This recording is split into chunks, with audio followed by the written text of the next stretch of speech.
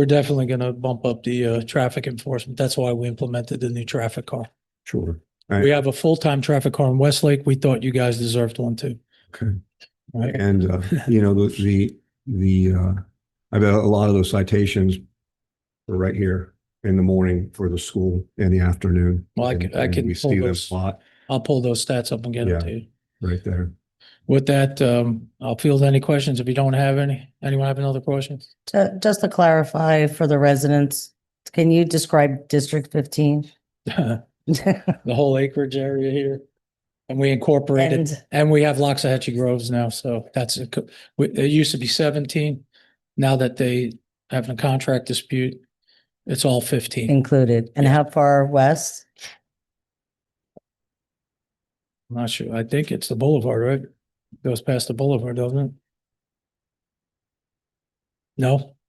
Well, that's our lot. I have to check. I'm still looking at it. So. Okay, that's okay. It goes very far west. Yeah. All right. Well, I just don't want people to think, that you guys are going to be all over the place. So, Yes, but we got the new traffic car for you guys. right. Like I'm new out here, so I'm still learning it. That's But okay. anything you guys need, we're here to help you. That's why we're trying to make initiatives with the new community policing unit, and now with a new traffic car for you guys. So I think we're making progress. We always recommend, if people are seeing a pattern a certain time of day on a certain road, to call that in. You guys have been great about, doing some enforcement on those times. And that seems to help because nothing's better than seeing a deputy, to get people to slow down. Our stop signs, not having the four-way stops is an issue. And yes, people are still going to run the stop signs, but at least if the traffic going in the other direction is stopped, then, we won't see those T-bone crashes as much because we're seeing those more and more, unfortunately. So, and it's just people not paying attention or going too fast. So, Yeah. Well, anything you could do to, beef up enforcement, we're grateful for. Well, hopefully the new traffic car will help out. Yeah. And with school coming to an end, we're going to see probably an uptick in burglaries, vehicle burglaries, stolen vehicles, and vandalisms with the kids out of school running around the neighborhood. So we'll bump that up too. But and hopefully our community policing unit can help with the kids. So that'll be great. Yeah. A little about myself. I've been with the sheriff's office 32 years. I worked in gangs, street crimes, community policing, detective bureau. I was a watch commander on the road. I was a lieutenant K9. So I bring a lot of experience, and I love working with the community. So anything you guys need, Liz knows and Rich knows, my phone's always available to help. So if you have any questions, please reach out. Okay. And with that, I'll introduce our new executive officer. Thank you. I have a question. Go ahead, ma'am. District 15 still includes Westlake, correct? Yes. Okay, and Well, they're 18, but we call them 18. okay, so it doesn't include Westlake. And how many deputies are now allocated for District 15 We have 8 that are on patrol on the shift. okay? Yeah. All So right. you've gained a few.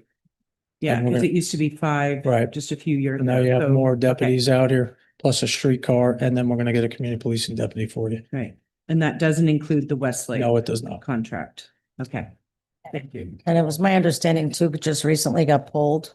What's that? It was my understanding that 2 just recently got pulled. Is that accurate? 2 deputies? Out of the 8? Well, yeah, we have one unit for that area. We call it Bravo 51 now. So it's 1551. So Mhm. 1552. So there's 2 zones now that were 17. So, but it's now part of 15, Okay, and they can be used anywhere in 15. thank you. You're welcome. Our new executive officer is Lieutenant West. And I'll let him have a moment here to speak to you guys. Good evening. How's everybody? Good? Yes, thank Yes, you. thank you. So I'm Brandon West. Been here 22 years. I spent my last 6 years in a training division. I've known the captain here since I started. Big reason I made the move I did is to come out here and do something a little different. It's closer to home, do something different, get back into like the uniform, kind of miss the team atmosphere. Training's good, but it's a whole agency. So when I had that job as an administrator, I mean, we train everybody from civilians to corrections to law enforcement. So it was more of a grand scale versus this. It's more of a smaller unit. We can all kind of work together. So I was kind of more intrigued by the district style. So I came here, I've been here 2 weeks. I'm actually, me and my girlfriend are building a house in Avenir, so we're really close on the North Lake side of Loxahatchee. So very close to where, to this area. So it's a good move. It's a good change. Like he said, we came in and started trying to make some changes, what we could do to maybe spruce things up, add some more bodies to the area. The District 17 going away, obviously added bodies for, to help us out, 15. But then the traffic and the CP is going to definitely, help, especially with the summer coming.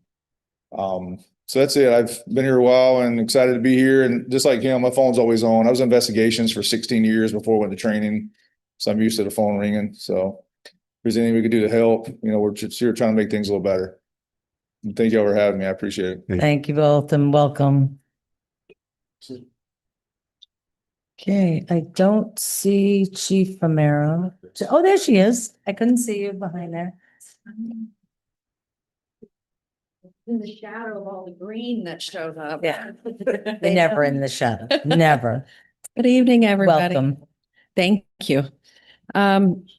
So I went back to just the monthly response time. I know we talked about doing a quarterly, and then last time you asked for a report and I didn't bring one, so I brought one for April.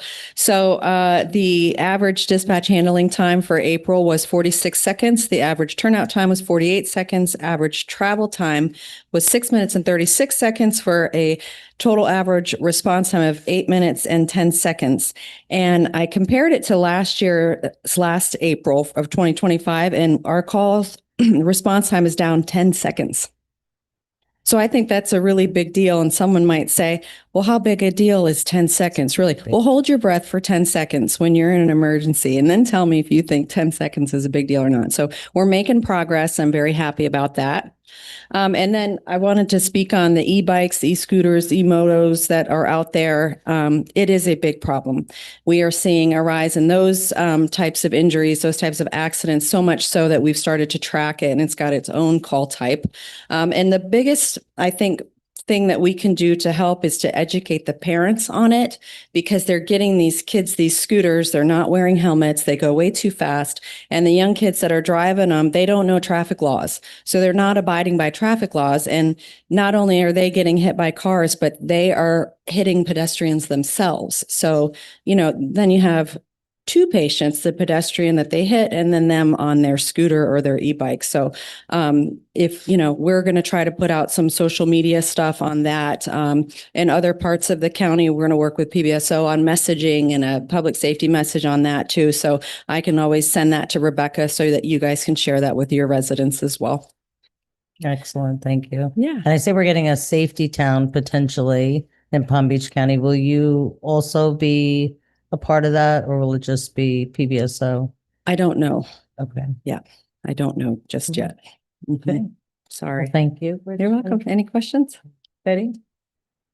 Thank you very much. Thank you. Okay.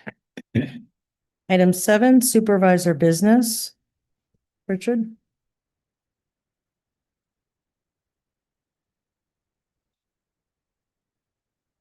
Great. Good evening, everyone.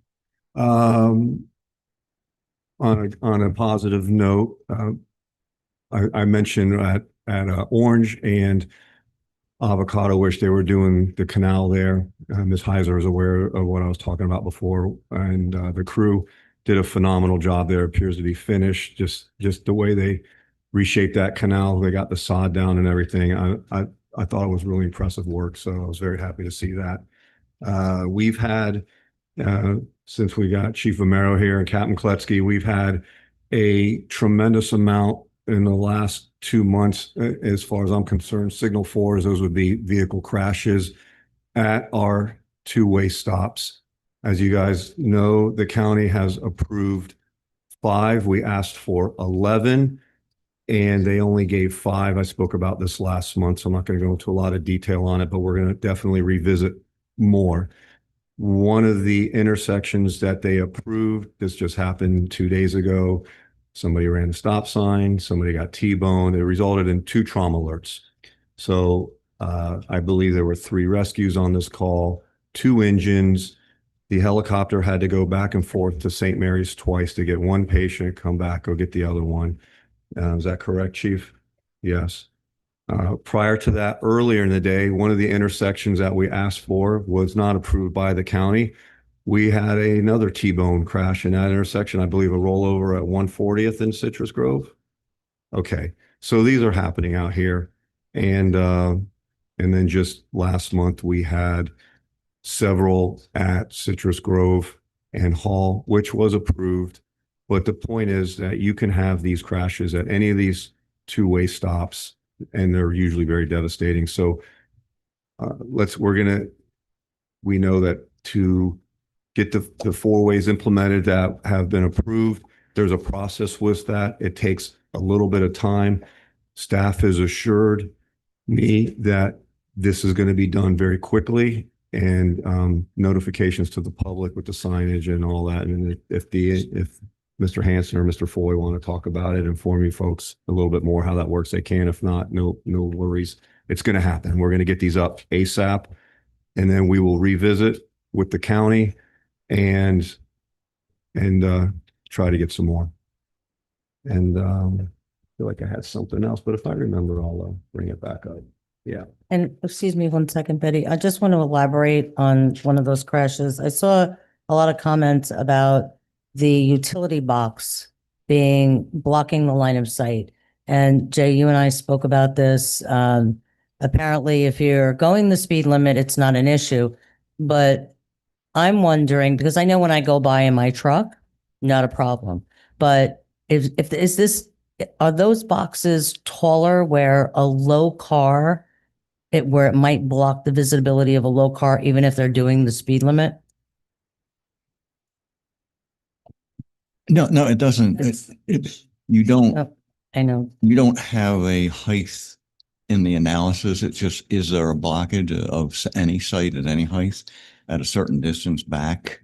And what happens if you're going faster than the speed limit on Hamlin, then if you're approaching on Mandarin, you don't see them coming in time.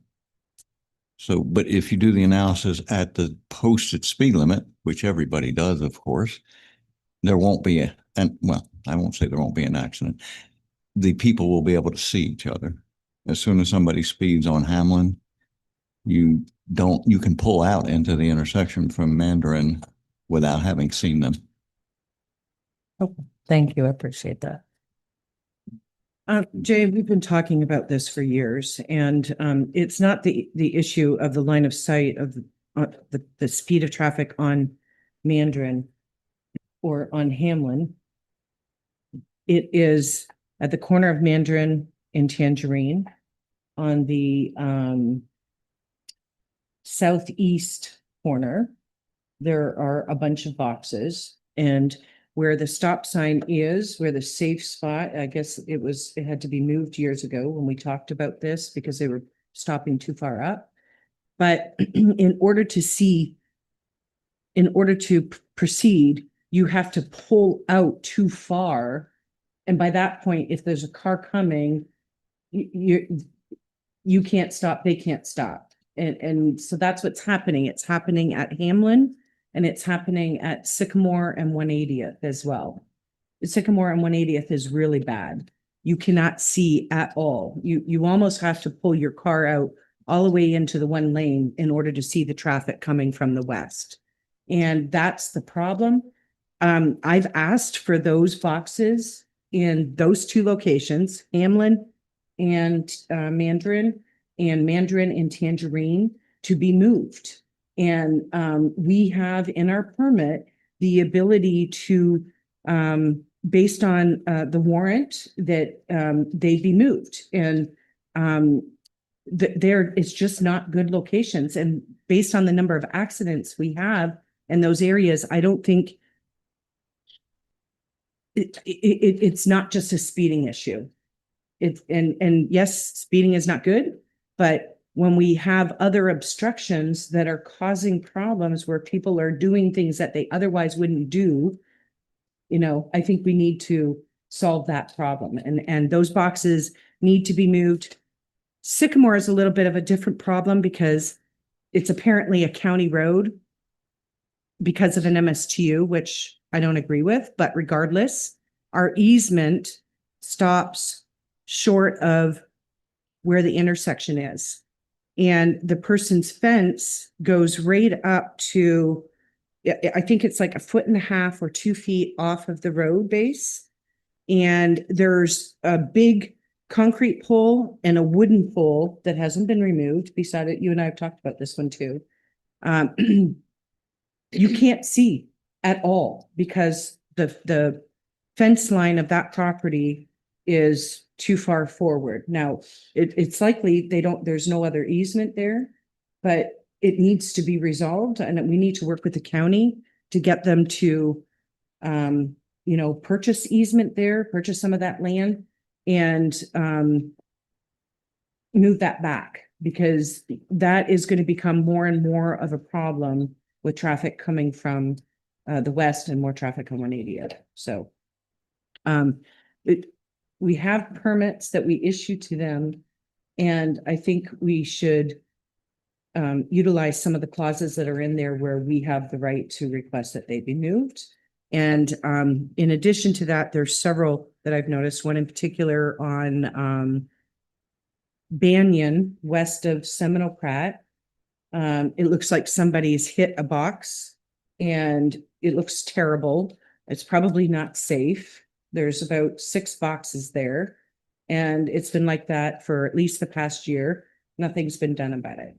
So, I would think that when our staff is like driving around, maybe they could take note of these things and report that to staff. And, we should take some pride in how it looks. We give permits for this, but it should be maintained by the utilities.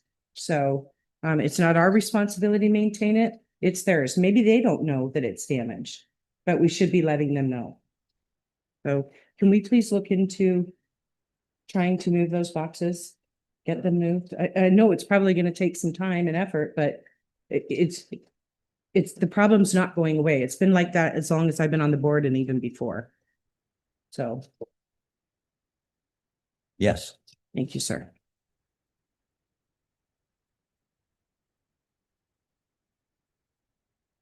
On to regular. Oh, that's okay. I do have a list of other things here. Burgess, a while ago, I had requested, it's probably been 2 years now, but I had requested updated traffic studies for Persimmon and Orange Grove Boulevard.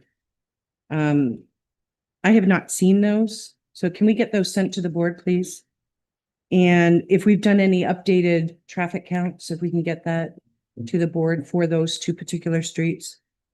And in particular, Jay, the question I had asked them was whether or not we had exceeded the level of service D, because that's what's in our agreement for those permits.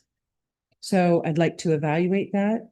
Obviously, it's been a little bit of time, but we need to be constantly, at least on an annual basis, reviewing that.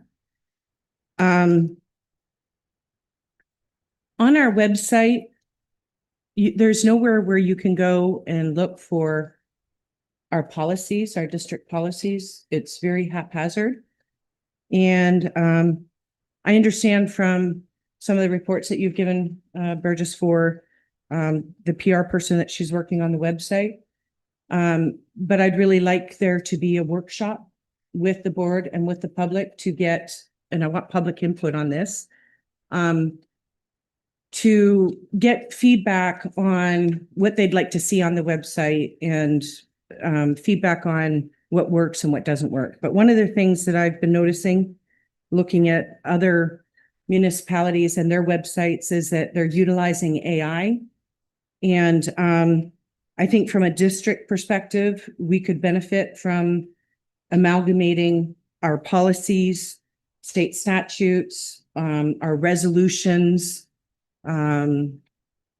just all of those things in one place where it's searchable, and where we can get our answers quickly, because I'm finding trying to get answers is very difficult. And to that point, I have requested legal opinions, Mary. I want them in writing, and I want them sent to the whole board. I think there's some critical issues that need to be addressed, and they need to be addressed I've asked for it before the last meeting. So it's been over a month. It's been at least 6 weeks. In particular, I would like this issue of our bank accounts, investment accounts, and signing authority on the next agenda.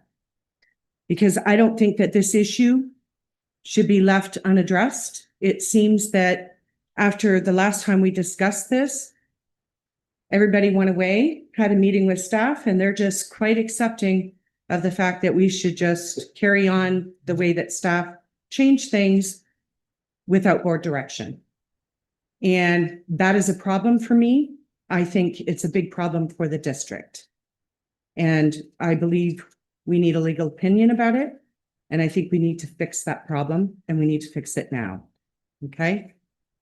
And I'm bringing it up now because I feel like when I'm asking questions, I'm getting gaslit, and I'm not going to accept it. I've been around here for a long time, and I have a very good memory, and I do my research. I know how things ran here, and it needs to be run correctly because we are managing taxpayer dollars. And first and foremost, that is the responsibility of this board. The policies are also the responsibility of this board.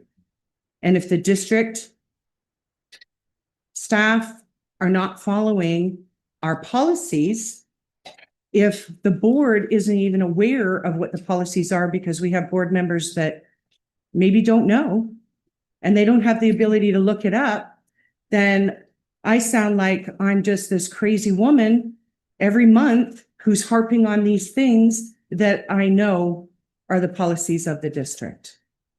And so I'd like to start working on that. I want things amalgamated because even we used to have a motions index. Every time there was a motion that was made, it was in an index. We got behind on that. I think it was around 2016. And our goal, actually, one of the goals when we hired Miss Scarlett was to catch that up. I brought that up a little while ago. Nobody knew what I was talking about. But you're shaking your head, Miriam. You remember the motions index. It's actually, through the chair, it's actually up to date. Yeah. So we should be able to search the motion index and it should be publicly available. Same thing with our resolutions, same thing with our policies. People shouldn't have to be spending hours doing searching to get answers to things. 1 second. Burgess, when we switch over from the Granicus and we have the new website done, will that be more accommodating to what Supervisor Argy was requesting? Well, when we're looking at the different websites, because we have to bring that contract to the board, Mhm. you know. Let's make sure that, that's yeah. in there. Absolutely. I agree. Thank you. So again, these kinds of things in the past, when we're talking about website and what we want to see, that's been directed by the board, not by the staff. Staff obviously has input and is making recommendations, but you know, it's the board that is making those decisions and giving those directions. So I fully respect staff input, but I also think that we as the board are representing the public, and we need to make sure that the feedback that we're hearing and the things that we're looking for, the things that we see are being reflected in that.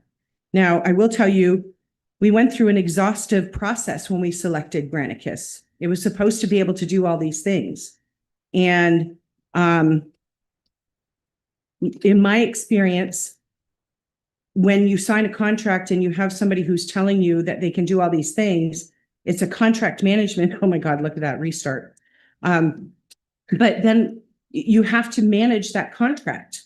You have to make sure that the things that they promised it could do, it delivers it within a short period of time, and not that we find out 2 years later that, oh, we got a crappy product and now we got to start all over again. And that's kind of what I feel like happened with Granicus. So I want to make sure that that mistake isn't made again. I want to make sure that we're up to the technological standards that are out there today, right? That it's incorporating AI, that somebody can go on there and ask a question and it's going to go and it's going to search from our database, our information, and give the answers. And that's handy not only for the public, it's for the board, it's for our staff even, because if, you got somebody who's out in the field and they have a question about, well, what is that policy or what is it that they have to do? They can go and they can put that in and they've got an answer like that. And so I really want to make sure that we're investing in the proper website and that all of the proper tools are involved in that. Okay. Thank you. You just made me think of something that I wanted to add there. I'm hearing some things about staff that are, as they're working and residents are approaching them, and we don't expect every staff member to know every single thing, every policy, every rule. But we have to ensure that they're not just speaking to speak and giving the wrong information. I came across this about a week or so ago, and the resident was given absolutely the wrong information. I would rather hear staff say, "I'm sorry, Mr. Smith, I don't know the answer to that, but I will find out and we will get back to you. Someone will get back to you." And then make sure we follow up on that, because I see a little bit of a disconnect on the follow-up also when, maybe staff, they're busy. They're working on the road, they're cutting the swale, they're doing all this. Maybe they're not remembering, at the end of the day, they're tired, they forget about it. But we just need to kind of reiterate that when you're meeting with staff. If you don't know the answer, don't just speak. This was about when a swale gets done as opposed to when the roadway gets done. And the resident was mad, and rightly so, but the information was wrong. So had he been given the right information or just being told, "Well, I don't know, I'll get back to you, somebody will let you know," then we wouldn't have had an upset resident. So I think those little things, because those little things end up turning into big, giant tumbleweed, big things. So if we could just nip some of those things in the bud and just have better communication, I think that would really go a long way for the residents. I know I'd rather hear "I don't know" than something that's not accurate. So thank you guys. I appreciate that. And, we had that conversation. So I just wanted to reiterate that. But that being said, I want to thank everybody because they're out there working hard and they're doing a good job, and, people are happy, which, other than that, and they're appreciative of the hard work that we're doing. So we have a good crew and we have, good supervisors. So thank you all for that, because you're out there, you're on the front lines, and, we hear it good, bad, and ugly. So thank you for everything. Okay, moving on to regular agenda. 8.1, considering the cancellation of the July 15th meeting. I know there's some issues with gaining a quorum. We do need to make a few adjustments in meeting dates for the budget, the public hearing and all that. And I don't think we're quite there yet. Are we, Scarlett? So for all the dates, we don't have all the dates set yet, right? So we're still working on that, right? Right. So we don't know. I mean, we may end up having to change this date anyway. So this is on here. So we need a motion to cancel it, and then we're gonna come back with all the other dates to everybody as everybody's available, right? Because we don't know with June and July. But which meeting are you talking about canceling right now? So we're gonna Yeah, the cancel 20 July, and then we're gonna fine. because we have to reschedule the other meetings, so Right. we don't know now where they're gonna be. And we didn't have quorum for the 15th anyway. Right. So Scarlett's still trying to get quorum for all the other new dates that we need. So do I have a motion?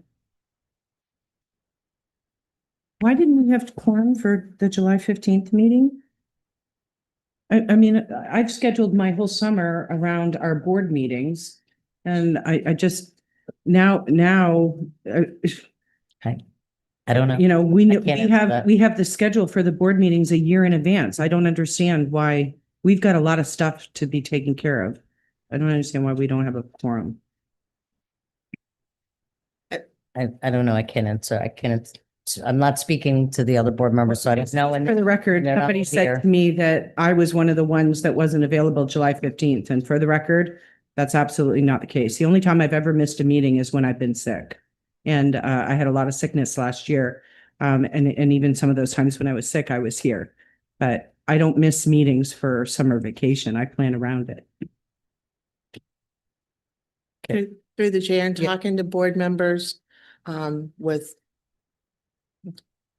they did not know necessarily the dates for the summer until it got closer to the summer. And with college visits and sports things with children and vacations, it looked like it was going to be difficult to find quorum for that date. Thank you. Okay, so we're gonna have other meetings scheduled, also later in June, early June, later in June. So do we have a motion? Oh, you made a motion, Rich? In my June around June meeting, we've got FOSDI, I've got college visits, and I've got camps that, again, we're all planned around our meeting. So if we're trying to reschedule meetings in June, I'm not. Okay, so There's very. we can, all right, we'll get with Scarlett and we'll get that all figured out. So right now, all we gotta do is this one. So we have a motion. Betty, would you second it? Okay, thank you. All in favor?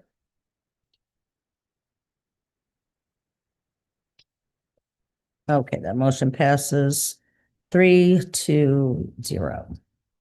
Intergovernmental updates, number 9. Permits, what do we have? Nothing? Don't recall you having anything. Through the chair, just quickly, the legislative session, special session for the budget is still happening. They have not got to the water projects as of, I checked this afternoon, they still have not even considered it. They were supposed to be actually finishing it up tomorrow and actually taking a vote on it for the 72-hour period sometime next week. They are anticipating that they will continue into next week with the budget and not sure what's going to happen as far as the passage, and we won't know anything until maybe the end of this week or early next week about the appropriation for the M0 canal. Additionally, I also asked about the what's happening with, while it doesn't directly impact this, it indirectly impacts us, what they're going to do with the property tax item for, or bill to have it placed on the November ballot. Right now, there seems to be, the governor and Senate seem to be very set on one. The House does not agree, so they think that they may extend or start a new one sometime in June, but they are running out of time if they want to get it on November, or yeah, the November ballot. So we'll see, but that one, there's some tension about it between the House and Senate. Thank you. One thing I just want to add to that, on June 30th in Belglade, the county-wide master transportation plan, they're having another one of those meetings, workshops, whatever you want to call it. I'm sure it's going to be exactly the same. I don't know if there'll be any updates on what's going on, but that is June 30th out in Belglade. Just one last thing, you know, there seems to be, I don't know if it's intentional confusion, but with this master transportation plan, you know, they've been canceling meetings with iPark or saying, oh, well, we had a meeting, iPark members should have been there, but they weren't invited, some other things. So, but I have to verify this, but I'm fairly certain the map that they are looking at now does have 140th back on it, connecting from North Lake to Okeechobee. So, you know, we're gonna have to pay attention, but can't get a real answer Right. So, And remember, everybody, this is just their suggestion. So it's nothing, it's not that just because it's on there, it's going to happen. So we don't want to panic, but we definitely want to keep an eye on that because that's an issue. Who's attending those meetings? Is it, When he gets I've invited, been it's a canceled problem. twice, right? so I'm on the issues forum. Can we do a letter about it and just express our concerns? Because didn't we ask for a meeting for our community out here? Mhm. and it was And denied. it was denied. Yeah. So I think we should keep asking. Pushing, yeah. I'm Keep going pushing. to, we do have a meeting scheduled for whatever Friday is in that first week of June before we go to FOSD. Yeah. And that's good. It was supposed to be in person. Now it's a Zoom meeting. They don't want to hear what I would have to say about 140th and running it through from North Lake to wherever they want to push it to. So rest assured, residents, that is something I would highly speak against. 140th becoming a highway through the acreage. And So- I'm good. No, I appreciate that, Rich, but I just would urge you that the district has a longstanding position that we've taken on roads throughout the district. And when we speak at those meetings, it's about the district longstanding position, because that's going to go a lot further than Betty argue I'm against this, you know. And that would be from my district point of view. Right. And what I know that the Right. constituents. Okay. And so it's not just that one, it's also the extension of Okeechobee Boulevard. It's that we've supported the extension of Seminole Pratt Whitney. You know, we've talked about other ideas in terms of how about we try to build roads that don't go through communities around us, right? You know, where there's no development whatsoever. Yeah, that's definitely a no-go. So. Thank you. Mr. Hanson, was that all? Yes. Okay, very good. All right, on to item 10, public input. Through the chair. Yes, ma'am. So is it board consensus to send a letter? Did y'all want to do that? If So you need a motion for me to make that, I will. I think we should do Yeah. a motion just so it's Okay. clear. So I'll make a and exactly motion. what you want. I would like a letter sent to the committee expressing concerns about the process, as well as requesting a meeting and bringing up the fact that we've already requested and it was denied. I feel that it's disenfranchising our community Mhm. and disenfranchising us from the whole process. So we have a representative. There's a reason why we requested that, and we need to make sure that they have an opportunity to participate. That's my vote. Is it, you want to add anything? All right. I think you covered it. This is And does going to this, Be the old fashioned vote because this wasn't. that's fine. And now, so I-Park is only a small part of the countywide master transportation plan. So we have to make sure this letter gets to everybody. Yes, yeah. So I just want to make that clear. So, Yeah, because they go to meetings. yeah, I'm sorry. I do have one more thing with Okay. intergovernmental. that Wait, just- before we do Yeah. that, we get a vote. Yeah. I'm sorry. All right, so this is old fashioned. So Betty made the motion. Second. Second, all in favor? Aye. Aye, passes 3-0. Mr. Hanson. Yeah, so yesterday during the county commission meeting, they were looking at the parks bond that they want to take to the voters. Mhm. And of course, Samuel Friedland is on there for, I think, 16 million, but it's further down the project list and could be moved out entirely because yesterday, I believe, Mayor Baxter had brought up that she wants to move or fund an ATV park at 20 Mile Bend. OHB. Yeah. Yeah. So I'm just bringing that up because money that was slotted for that park could, and I don't know what they'll figure out, but All right, because wants in the tourism dollars, that it was allocated to do a feasibility study for the racetrack. Obviously, it's not feasible to put the racetrack there, so that would mean purchasing of the old Moroso, and we know how much that is. That of course would come from tourism dollars, but the feasibility study will be no good the day they hand it over to them. So yeah, it is likely that if that happens, we will see that park there. Me too. Yeah. What was the $13 million for at Sam Friedland? Field work, yeah, field work, which is needed. I mean, Yeah. we need Always. drainage, we need lighting, we need bathrooms. Yeah. Wasn't the artificial turf already in a plan? Yeah, I think it was for them to do maybe one of them or something. but Oh, I'll have to go back and look. Yeah, because I thought there was talk last summer that they were gonna be closing down the fields Yeah. because they were doing turf. Yeah. We have. And now what they're doing too is they want to work more with the schools to have the schools open their fields in the evening, after school hours for the kids to play, but they're not of league quality. So I don't know how helpful that's going to be. So I just wanted to say for the record, the 20-mile Bend location actually has been a talked about location for more than 20 years for an ATV park.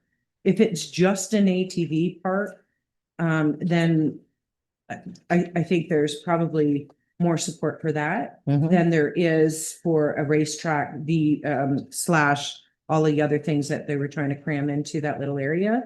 And I do know that there is a whole ATV group that, wanted to do certain things. And then, of course, that all fell through the cracks. So I think there's support for that, but I'm just wondering about, why can't we do both? Because they were supposed to be doing improvements at Sam Friedland.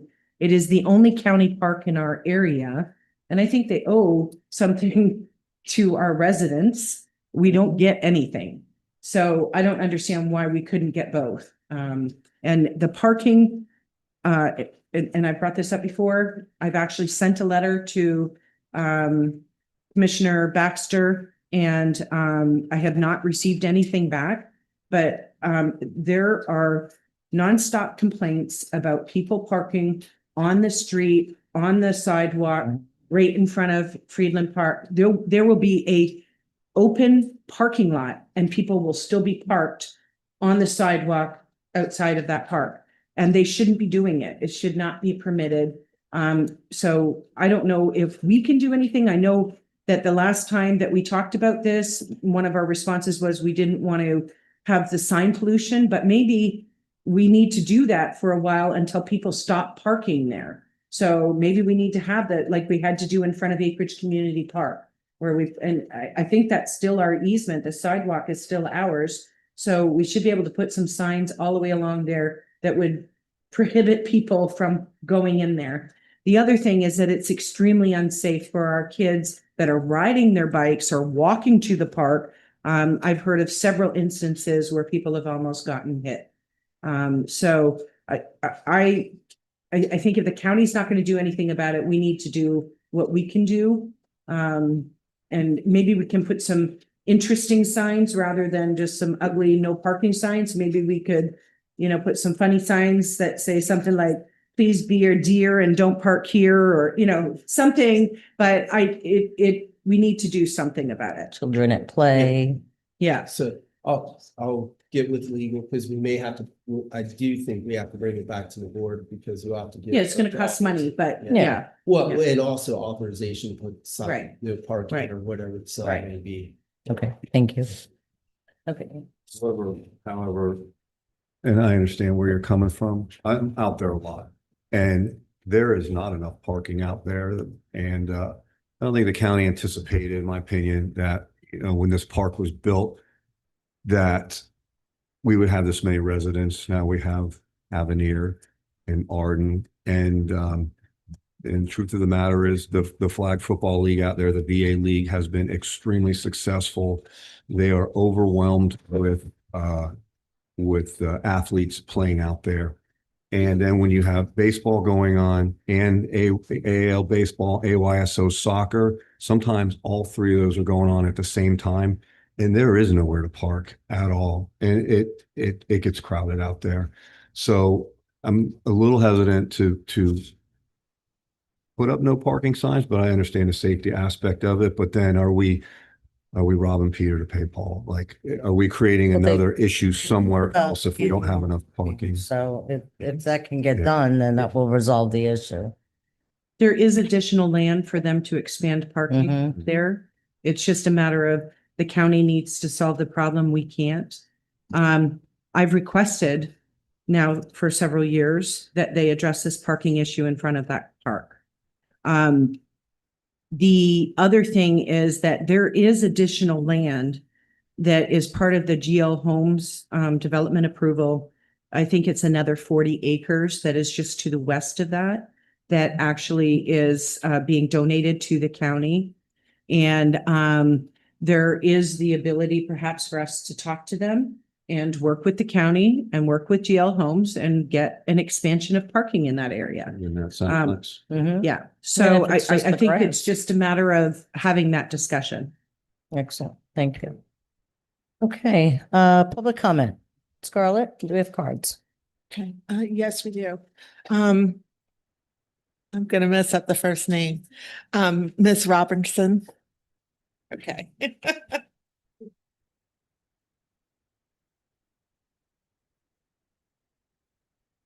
Hi, everyone. I'm on Tangerine. I must say thank you guys for having made Tangerine such a lovely driveway now. It's no longer a racetrack from Royal Palm Beach all the way down to 140th. It's nice and easy to travel with all those humps in the road, but it's appreciated. I also must say thank you for the lovely road you've put in from Avocado to 140th. It used to be a mess. It's nice and drivable now. However, being a resident on that street, I endured the construction time. My gateway seemed to have been the area that they started in the morning and ended in the evening because I was halfway in the middle. Have a bit of a problem with not getting paid back for my mailbox, which is I turned in the cost for the replacement to the front office and still have not gotten paid for the mailbox that was damaged. I replaced it.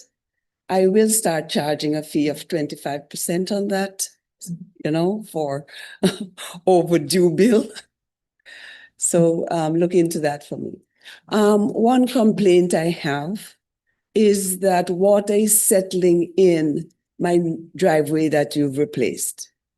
I'm unhappy that you replaced my cement driveway, which I assumed was permitted because I built the house in 2006 and they did everything. So I was shocked when you came and removed the cement driveway. What has happened, there were some cracks in my driveway, but they were closed. So with you cutting along to remove the driveway and digging the swale, digging everything, it has opened my driveway. The cracks have gotten wider. You need to look into that because I think it's really unfair that I had a good driveway there and then you removed it, two good driveways, and then you removed it and now I have open cracks. Oh, my time is up. You have 30 seconds. Okay. Back to the driveway that you replaced, water is settling in. I do not have an automatic driveway to open my gate, so we have to come out of the vehicles, step in the water when it's raining. So you need to do something to raise it so the water doesn't settle on it. I think that's about it. Thank you. Yeah, I appreciate your time. And the Okay, website, the website issue, I think it's a great idea because you try to find out things that you need to know about in the area. And because they came out and they put some red stripes in the driveway and you'd love to know what's the reason why they're doing that. And the major thing on the swale, you dug along my aluminum fence. You have not replaced the dirt up to the aluminum fence. So now it's washing, what's there, it's washing away, and my fencing is now being jeopardized with the earth. No earth is holding it in. So that's a problem. It's a really big problem. That's it. Thanks again for the good drive, the good street. Thank you, ma'am. Through the Scar, chair, can I- yeah, Scarlett, you have the address on the card? Yes. Okay, thank you. Rob, go ahead. And the phone number? Can I ask a question? Yeah. Didn't we hire a contractor to do? Yeah, I will Mhm. look into this. Okay, but did the contractor do the driveway portions as well? Yes, they did. Okay, And if it was like, they were supposed to replace it with like kind, so we would look into this because all the concrete ones were replaced with concrete, so. Only one house. Well, our policy- For you tomorrow, and I will get back to you. You have your information, phone number, or? You'll hear from me tomorrow. Rob, our policy is that if we have to remove something and replace it, isn't it in our permit? That we replace it with, if we're doing asphalt on the road, we replace it with asphalt. If you put concrete driveway on the easement, or if you put interlocking brick, it's not our responsibility to replace it with that. I think our policy says asphalt, doesn't it? Do you recall, unless it's changed, I don't know. I'm not aware that we were paying for concrete. The driveway policy does state that, and we have to look at it to see what we let in the contract for road construction by a contractor. I don't recall that. But regardless, it shouldn't be pooling water there, and anything that they did that's causing damage, if they damaged a mailbox, I think we should repay the resident. If we have to collect that from the contractor, then we deal with that, not have the resident deal with it. We knew of one of them, the gate opener, so if it was turned in here, we'll get to the bottom of this and we'll get you squared away. Okay, great. Well, thank you for coming and bringing it to our attention. We'll get it dealt with. Yeah, we have a final project out, so Thank you. Scarlett? Oh. Aiden? Good evening. My name is Brando, and I lived in here in Loxahatchee for 20 years. This August has become 21, and I never had an issue. So I'm here to have 0 complaints, 1 concern, 2 requests, and a question. My first concern is my road, Cheatham Hill Boulevard, south of Okeechobee Boulevard, was recently paved, and it's a no-through street. So we've been for 20 years it's been unpaved, and we never had unnecessary traffic. And on the corner of Okeechobee Boulevard and Cheatham Hill, there's no stop sign. There's not a sign that says no through street. Now that it's paved, there's traffic that goes through the street. And once they reach Harlem Boulevard, it's a dead end. They can't go anywhere. So they have to turn around. And now that it's paved and they turn around, they speed back to Okeechobee Boulevard, which is not my concern. But my request is if their sign can be, there's not even a stop sign there. If a stop sign or a sign that says no through street or a sign saying no access to Southern Boulevard can be placed. Second, now that they're raced back to Okeechobee Boulevard, can we have some speed bumps? Because there's 10 roads, 10 side roads that have been paved as well.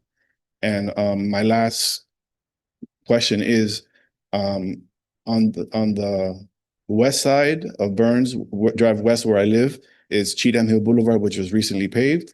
And on the east side is 188th Trail, which I'm happy that it was not paved, and I'm happy that it says slow down for horses, because I have horses and I pretty much ride my horse maybe 2-3 times a week.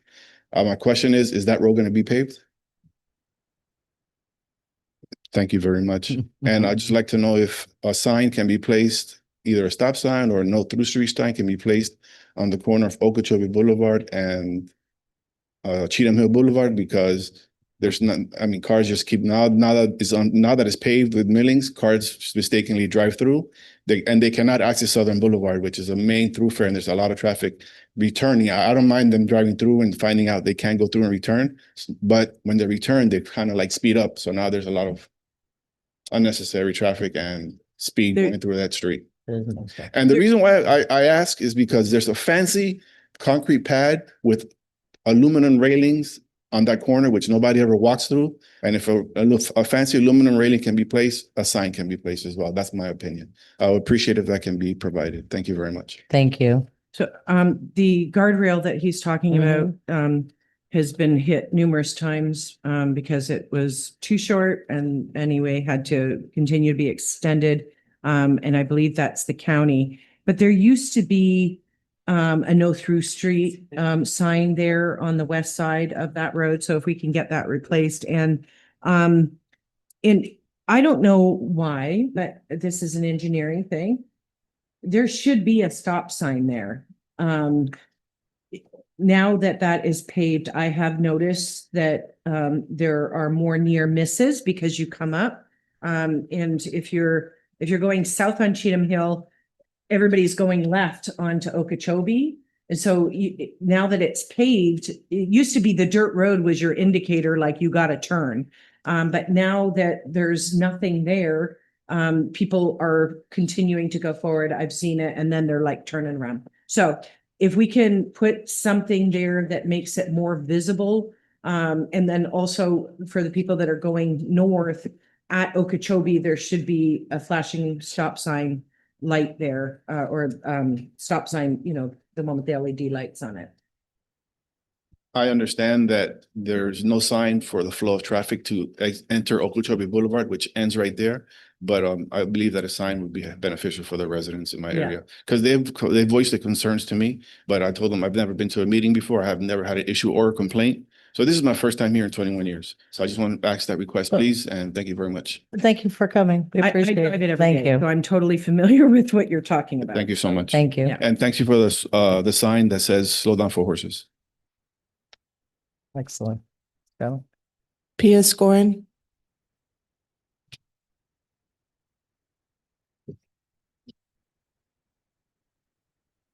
Hi, I used to be able to say that. I hadn't been here in 25 years and can't say it anymore.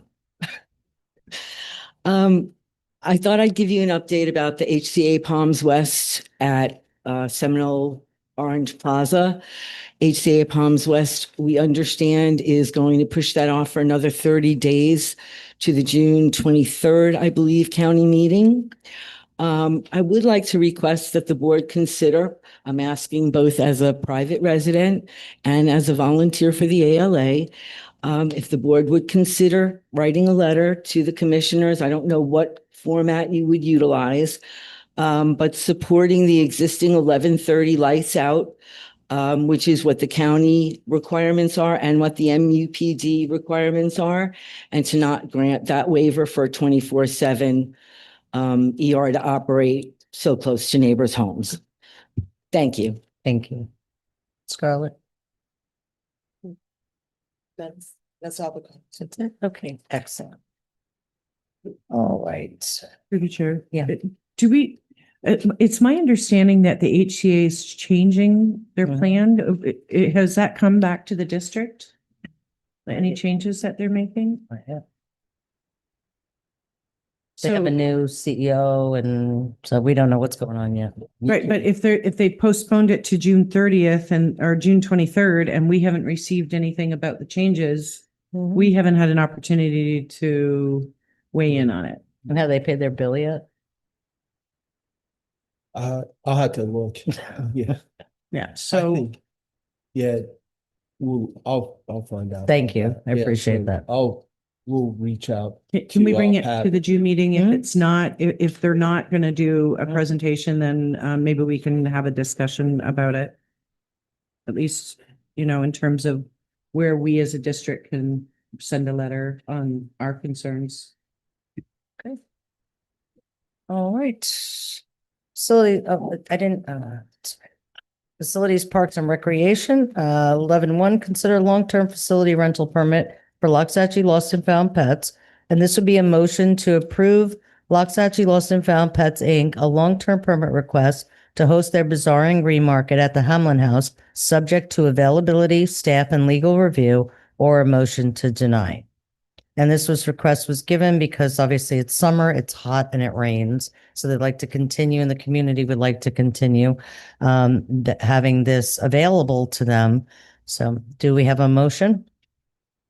I have a question. Okay. So when we say a long-term, so it's not just It's a, the it's month. not a If you temporary. look at the paper I gave you, it's the date. So until they I can, saw the dates, Yeah. but you're saying long-term. well, because it's more than one date. Okay, So he put it in as so they're long-term, not moving permanently there. It's No. just for those. just for the dates. summer Okay. until in September, I believe, they'll go back to Downers.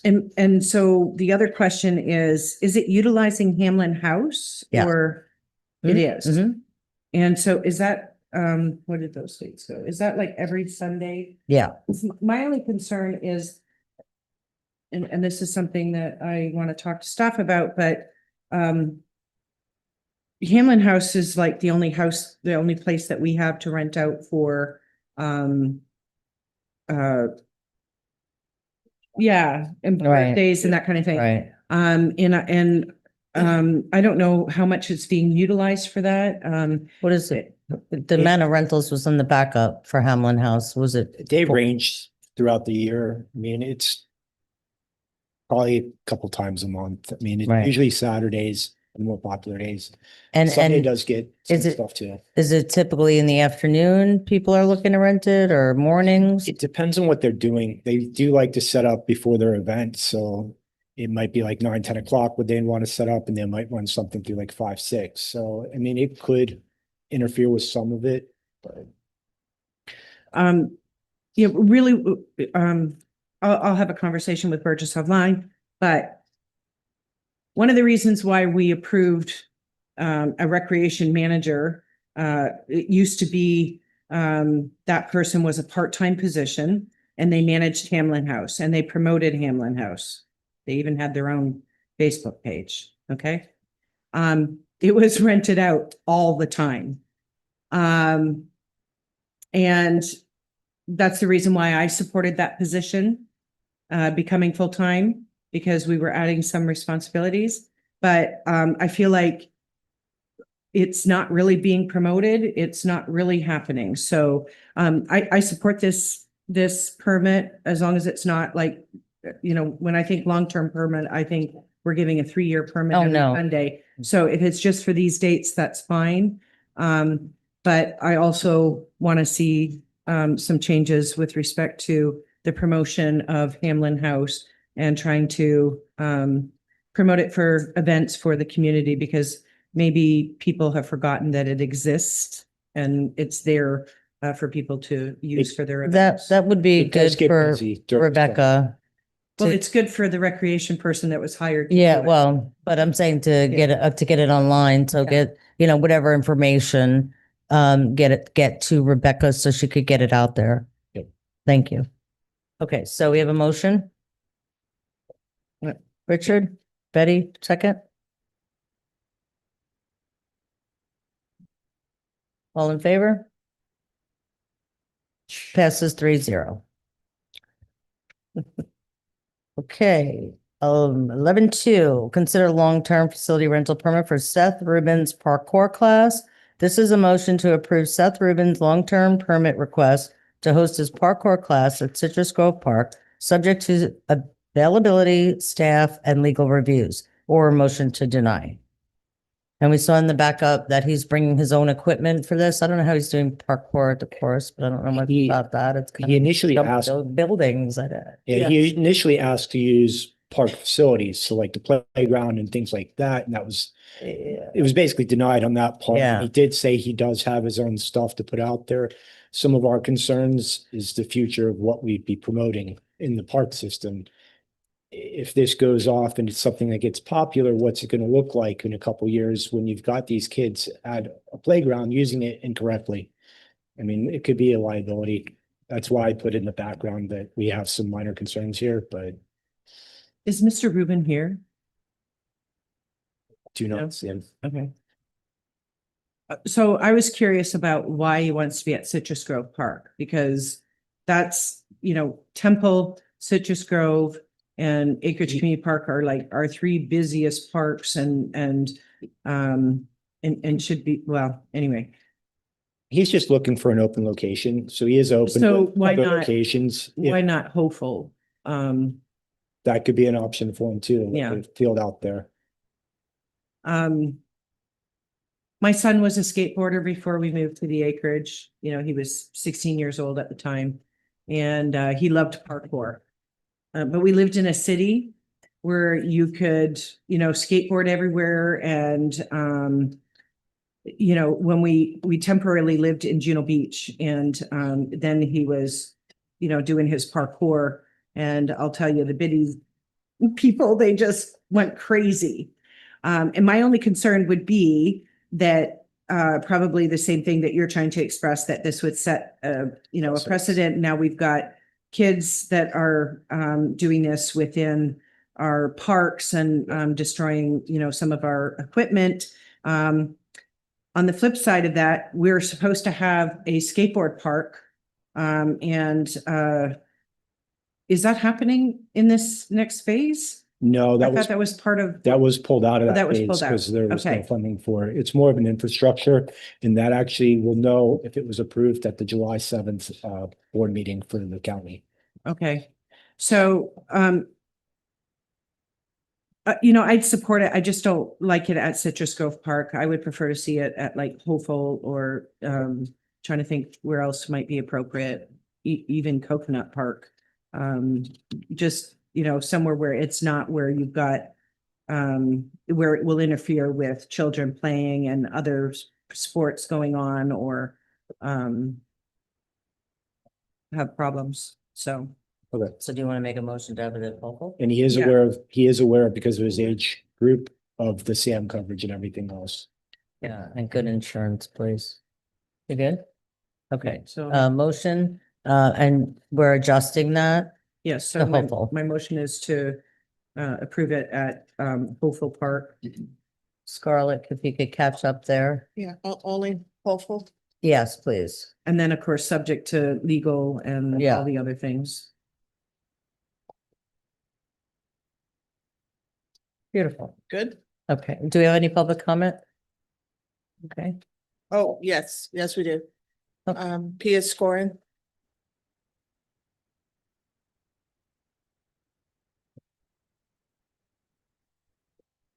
My 2 cents. Just a bunch of questions. Are they illegal? Are they a local company? Is this a nonprofit? And parkour, I don't know too much about it, but maybe there's some additional liability related to that than there would be from regular sports. So just something to consider if you're doing a contract with them. And just, we seem to be opening up our facilities and we don't seem to be able to keep up with the maintenance. So I'm just wondering, are we expanding too much? Are we charging too little? Things to think about. Thank you. thank you. Answer.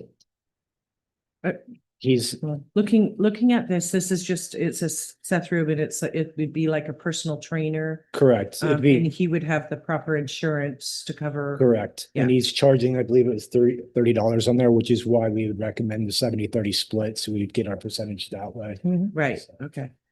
Thank you. Okay, call the vote.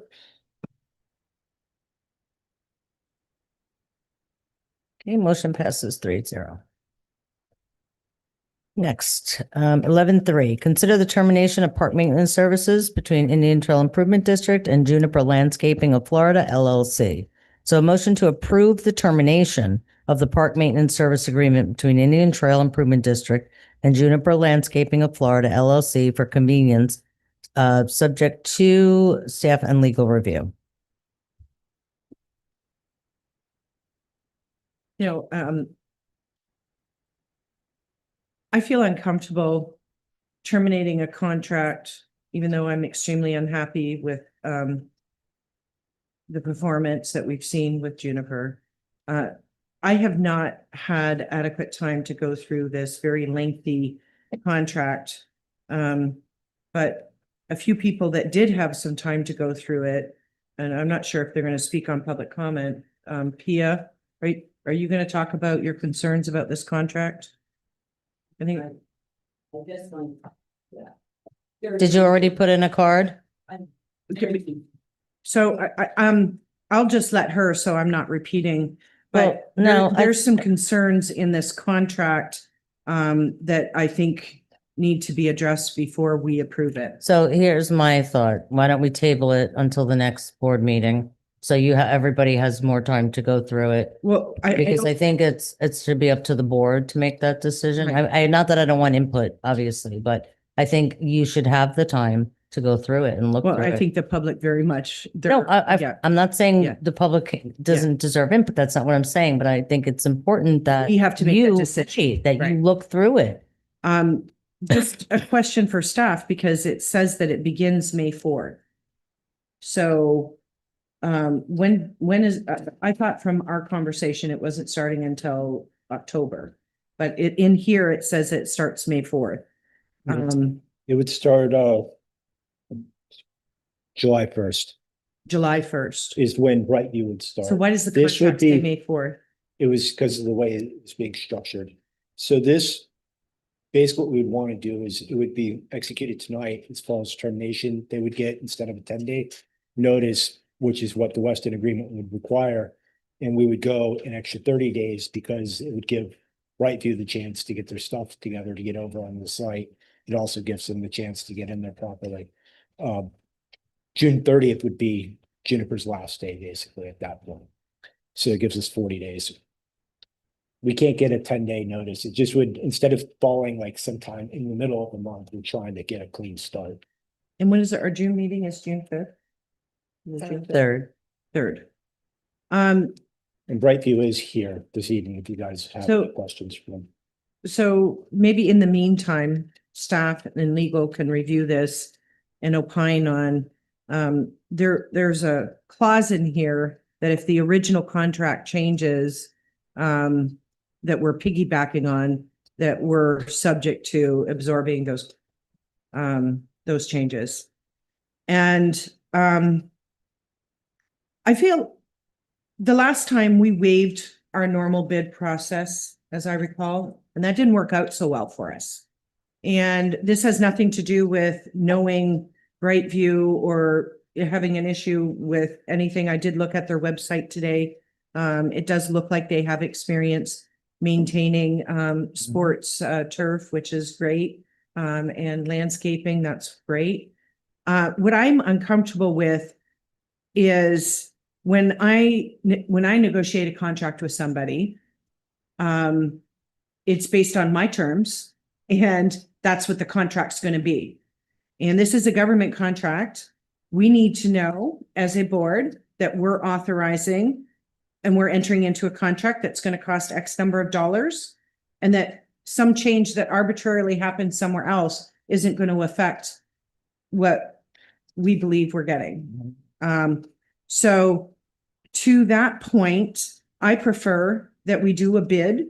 The reason why there's statutes that say you send everything out for bid or you waive the policy is so that we have competitive bid process. And then you have people that are competing to get the work. And we have the opportunity to take a look at all of those different people, but we're dictating the terms, not some other municipality. The other thing is that some of these other municipalities have requirements that we don't have. And I'm curious because I thought that Juniper was with City of Weston. They are. And so City of Weston is unhappy with Juniper, so now they've gone with Brightview, No, so or do they have Weston both? is so large that they actually have contracts with both of them. With both, okay. So they felt it was safer for them to actually have two different companies. So if something failed with one, they could actually take over the other side in the process. The agreement that you guys are looking at this evening is identical to Juniper's agreement. So the same clauses that you're concerned with in this one is the same one that's currently in Juniper's agreement. Well, let's just say that I've learned the lesson from the last time around. Okay. Okay? And there's some things that I think we really need to be talking about as a board, and also going into our budget before we commit to this. So that's my personal opinion. We can table it, but I don't want to be wasting time if the board agrees with me that maybe we should be looking at putting this out for bid, or planning to have a discussion about some of these concerns about the last contract and where we're going and where we want to go. because I'm not happy that we have with the contractors at all. I'm not sure that I want to go with a contract. It has always been cheaper for us to do stuff in-house. Maybe we need to work a little harder to hire people to get these jobs that are qualified, because we didn't seem to have a problem for a long time. So, that's my personal opinion. I don't want to terminate something tonight, and I don't want to approve something tonight. And at the bare minimum, I think we need time to review what's in here, but I think that there's a bigger issue with this whole process. So I would agree. And then to add to that, to what you said, I would like to see a cost comparison to hire someone that actually, my biggest concern is not the grass being cut and the trees being trimmed. It's taking care of the fields that we spend so much money on.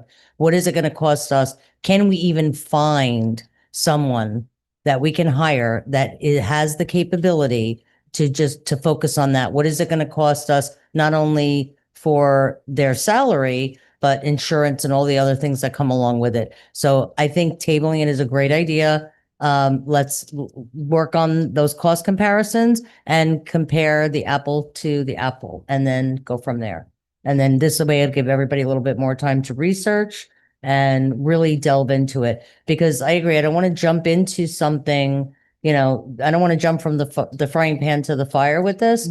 And another thing we have to figure out how to address is the equipment parking.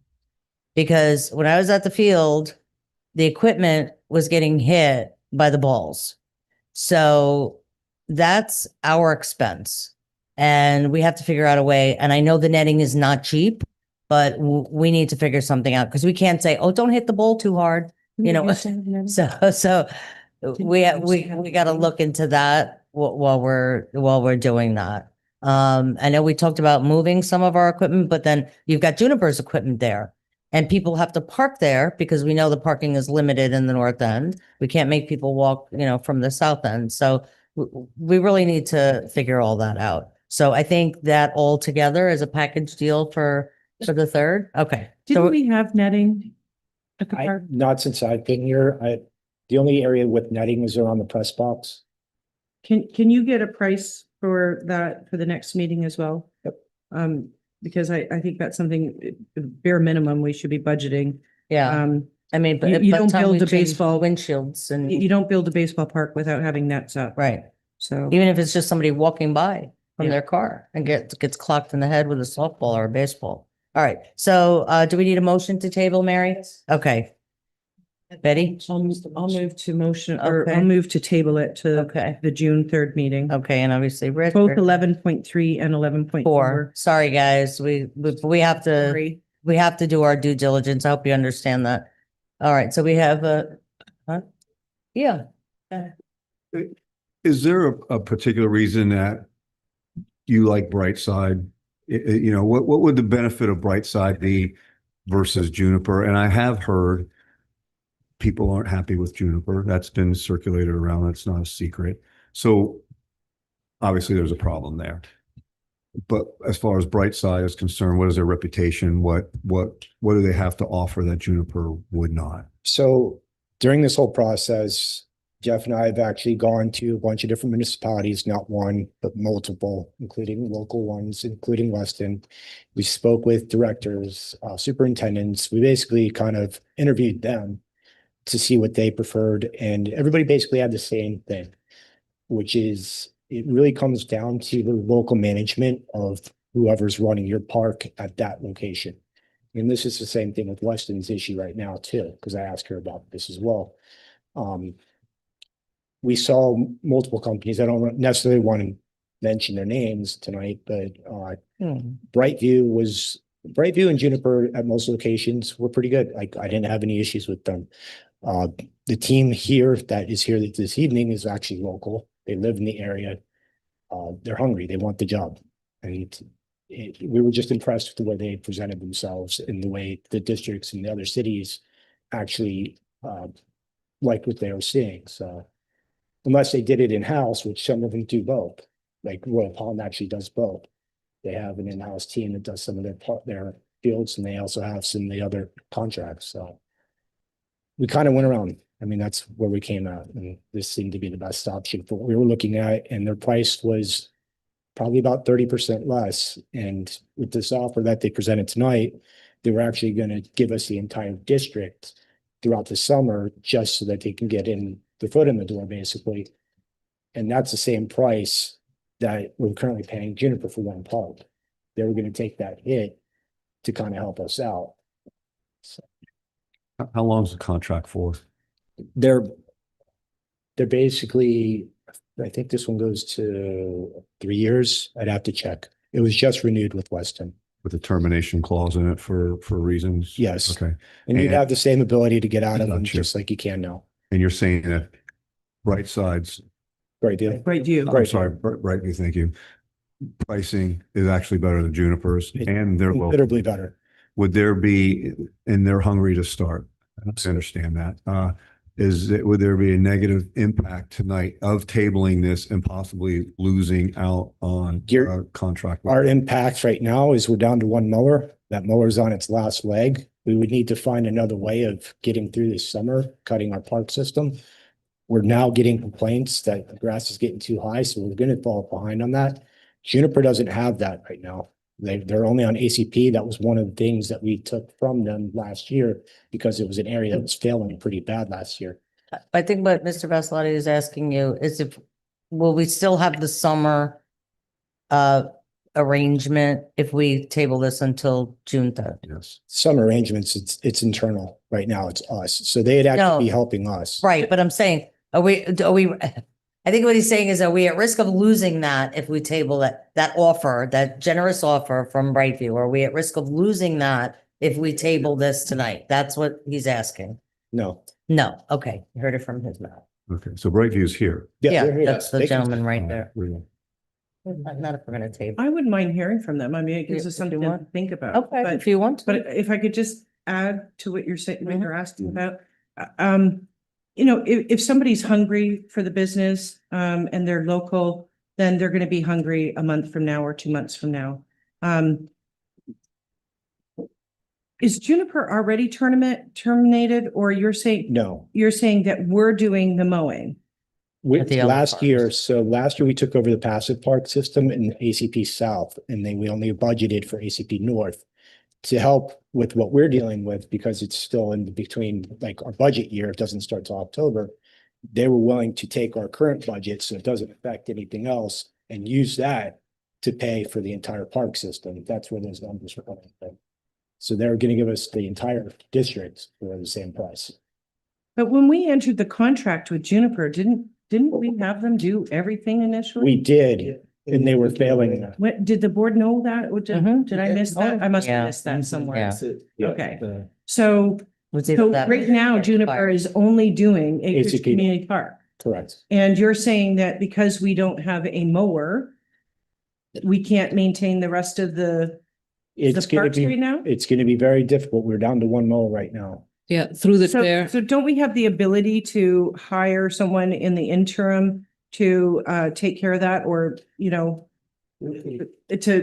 for that short period of time?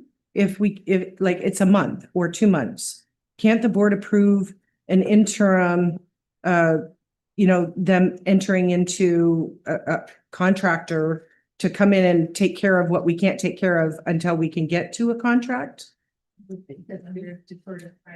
Yes, Okay, and just for the record, the Juniper contract is active. It's not terminated. it's not Just- terminated. It's not terminated. It's active. It's still the original contract that was executed several years ago. It was like 3 years ago. Questions have been raised about the quality of the service that's being provided. Oh, I know. And we're operating under a piggyback contract with the city of Weston. There are provisions in the Weston contract that provide for termination without cause, basically at will. That's why, but it requires 10 days notice, a minimum of 10 days notice if it were going to be terminated. But the contract is not terminated. It actually is the same contract that Brightview is operating under, exactly the same. You're dealing with a big city, massive solicitation that went out. You can tell by the size of the amount of paper that is generated by the city of Weston. They're very, very, very thorough. They, I'm sure, have a very professional purchasing staff that generates large, and the detail of their scope of services for their services is very, very detailed. Far more so than Indian Trail has been used to doing if it's with its own contracts. Mhm. So getting some assurance that the level of analysis that went into the scope of services is pretty professional. And that's one of the advantages of using a piggyback on Weston. But piggyback is an exception, as you know, to the general requirement, which is encouraged by state law, state statute, that above certain thresholds, there should be formal public solicitation. Right. And that's And so when we do that, staff makes a decision, not the board. And we did that the last time. well, no, the Well, board the makes board is decision. approving what the staff is recommending, but we haven't been part of the selection process where we have put it out for bid. We've heard from several contractors. And, there's allegations that, and I'm not saying in this particular case, but there's been allegations in the past that when we do that, we're giving jobs to our buddies rather than giving opportunity for fair competition. And so, to that point, my big concern of what I understand from what's gone through there, and Frank, I think you can agree with me, that when you enter into a contract, you want to know what your obligations are. And if we have a requirement in this contract, whether Weston is thorough or not, if their contract says that, it increases and it increases our costs, I'm not comfortable with that. I want to know what we're entering into. I want to know what the cost of it is for the period of time that we're entering into it. And as a board, I think we negotiate that and, then we answer to that. But if somebody else is making those decisions and that's dictating what our expenses are, I can't defend that. We are operating under an Indian Trail scope, not the Weston scope. They're providing many more services in the city of Weston. So whatever the Indian Trail staff in working with any one of these contractors, it's based on what Indian Trail needs, and the expectation is based on Indian Trail's definition. We're not dependent on Weston for that. We're dependent on, we have to stay within the bounds of the Weston contract with regard to certain things. What we have to be assured that Weston went through a public bidding process. But we're not dependent necessarily on their price, on their every single one of the services that could have been provided. I mean, some of those are being provided to Indian Trail. So it is scaled down to meet Indian Trail, and Indian Trail has much more control over the quality of the service that we are actually receiving. We don't have to go to Weston for any kind of approval on anything. We're just using the framework that they established. That's not what I said. But I will review it over the next couple of weeks and I will highlight everything that I want to call out. But in the meantime, do I have to make a motion that staff can get an emergency contract or whatever to address the interim period of time? If we're to terminate or we're actually tabling it, but we still have an issue of them maintaining the other parks right now, by the sounds of it. Through the chair, here's a suggestion. I mean, could we potentially, since we don't have it under Juniper scope, could we give Brightview the south expansion and passive parks tonight just to get through the summer while you guys kind of look at this for October 1st? So we'd have to prepare a separate contract for that. It depends on, again, our purchasing policy establishes certain thresholds. If the total amount of the services to be provided is less than 35,000, then that can be done administratively. So we could make a motion to say if it's under $35,000, we can do that. Right. You wouldn't have to go out to a formal bid. Right. Right. Right. Those services. So are you good with that? Yeah, I This way there's no I'd like to authorize that we are able to maintain and give us the time to look at this, and then the board can decide how they want to move forward. Maybe we decide we want to do this, but I want the time to actually look at it.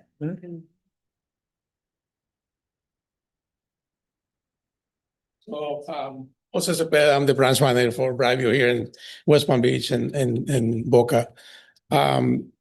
I live in Loxahatchee, so, I'm right here, 60 minutes away where you are from your location. So we can even store the equipment in my branch. We have a lot of space there. Number two, I think the policy, I've been working with municipalities for 27 years. City of Weston, I did that contract a long time ago. I working for a lot of municipalities, doing parks and sports fields, some of the stuff. But at the end of the day, it's the municipality or the entity contracts that we follow. It's not, the piggybacking is just a wide range of things that you guys use to get us in. Also, we're offering you a great deal. So, our price, contracted price in the future is $65,000 a month. But right now, we agreed for you guys to pay us $45,000 a month for 3 months until you get to that. So we're saving you guys $20,000 a month. We're not hungry for the work. We just want the parks to look great because I'm a neighbor. I want this to work for everybody. I do a lot of cities here. City of West Palm Beach. We do the Westlake. We do a lot of cities. We have good reputation. And my company reputation is going to be to this contract. So I think whatever you guys do, I'll do whatever you want. If you want to pay me $35,000 to cut the grass the next 3 months, I'll do it. I don't have a problem. But there's a bigger picture here, okay? You're going to get local people that cares about your parks. And we're going to be here for you guys all the time. So you're going to have me here on these board meetings all the time. So I'm going to be the face. Whatever you want to do at this point, I'm here to help. And you decide what to do. Okay, so that's what I have to say. Thank you. Thank you. You good with that? Okay. Mr. Lawrence, who is responsible for, so I've just at Community Park recently, and I noticed I believe it's Field 1, there's an area where probably some of the football teams are practicing, and they have dug out an area, and it seems like they just keep going to that same area instead of, maybe moving over here or moving over here a little bit. And they've dug that area out, and there's a couple spots there. They look pretty new. Who's responsible for patching that grass and getting new grass in there or fixing that up? Is that a Juniper job? Is that an ICID job? That would be subject to what happened. So if it was something that, say, a group out there playing football, they were the ones that did it, then the district would have to eat some of that cost. Now, I have seen them go out there with the mowers with my own eyes and actually scalp some of the area. So if that was the case and they actually did the damage, they'd be paying for it. And in this situation, I'm going to review video and everything else. And before we close out their contract, we would make sure that we get what we need to repair those fields. So who would repair those? Right now, the original plan that I was going to do was going to have Brightview actually do the repairs and deduct that out of what we would owe Juniper out of the last bill. If It would they be did Juniper it. right now. Okay. I do know that there's flag football is firing up for the summer out there, some of the travel teams and stuff under the AAL. And I'd like to see, obviously, those fields repaired pretty quickly. They're not. There's a couple issues out there. The fields look great, I think, in general, but there are some spots. And that was my question. If Juniper is supposed to be repairing these, why haven't they? It would be them repairing them right now. So as the season's end and we go into that closed period where you have that 6 weeks, 8 weeks of closed time, this would be the time we'd be going in for big repairs like that. Okay. But that's something Brightview would take care of. And you're local. Yeah. When are we closing the park? We could close them right now. For the If field? Seasons are done. They're done as soon right as there's what out there is softball. There's some travel. There's a Travel couple minor football. things. But do we have Probably travel just- permits right now, or they're just people that are showing up on the field? We Just- have no commitments. There's just ones that are closing out seasons at this point, with basically football's, as far as I know, is done, correct? Football's done, so we could close the football area down like we've done in the past and close and start working on that now. Well, there's football going on. There's up. But what football? Flag. What, the flag, they just ended this past weekend, I Yeah, thought. there's some They, travel. Flag's done. Well, but do they have permits on our fields? I'll have to check to see which ones are active right now. I would say that. Any fall they- stuff I think wouldn't they be do. because it would be under their new agreement or extension. Regardless, we're not changing our normal schedule because this is when we approve the permits. It was subject to availability and we have a schedule that we've always adhered to in terms of closing it. So what I'm curious about is when that's closing and how long it's going to take, because what's been happening is, and I've been watching this over the past several years since we've been with Juniper, is that it closes and it doesn't appear like they do anything. And then we're into week 4 of it being closed and all of a sudden there's all kinds of activity. It needs to be closed. The day that it closes, they need to be in there working on the field, preparing it so that then it can sit and get better for the next, the point of giving it rest is so nobody's on it, but we got to do those repairs right at the beginning. And Dan. it used to only be 4 weeks. And now we keep, every time it goes wider and wider, you know, we're up to like 2 months, twice a year. It's not acceptable. So we need to, and we shouldn't be waiting until we have a huge patch in the field. Yeah. And I have my own beliefs on how that is, but you know, if we bring some experts in here, hopefully they will get it fixed and it's not going to be like that. Because every time they open it, it looks just as bad as it did when they closed it. And after 6 weeks of rest. So, you know, I wish that, that I had the time to really go through this, but I have a lot of different thoughts about this whole thing, and I need more time to think about it and really weigh this, because it's a lot of money that we're spending doing it too. And I know it costs money to have staff and pay benefits, but we have mowing staff. We have other mowers. So the mower that's broken, is that just the mower that is allocated to parks? And you know, we used to have a bunch of mowers and then we went to a contract and we got rid of all the mowers. So I hope we haven't done that again. So. Through the chair. Yeah, so a lot of the concerns that you're bringing up with Juniper are the problems that are reoccurring, which is they just don't have the staff to work through these problems. They have already been notified that flag is off the fields. They have the schedules posted in the clay room. They know when what's going on. So they already know what the schedule is. Yes. And they're not out there right now. Correct. So again, a lot of the problems that we're having with them is unfortunately they're not able to staff properly. And their contract does say that they should have a different amount of staff than they've been providing. Kenny has been withholding funds from their contract due to that. So one of the things that we see, one of the bright sides that we see going with a different company, is they are local. He does live close. And the conversations that I've had with him specifically are, you know, I expect to see you here. I need management here. I don't need people that just come here and do whatever they do all day. I need someone to tell them what to do. So Juniper really hasn't been able to provide that almost throughout the entirety of the contract. So just back to right now is the time that we would be closing the field, that they would be fixing it. Yes. Okay. Yes.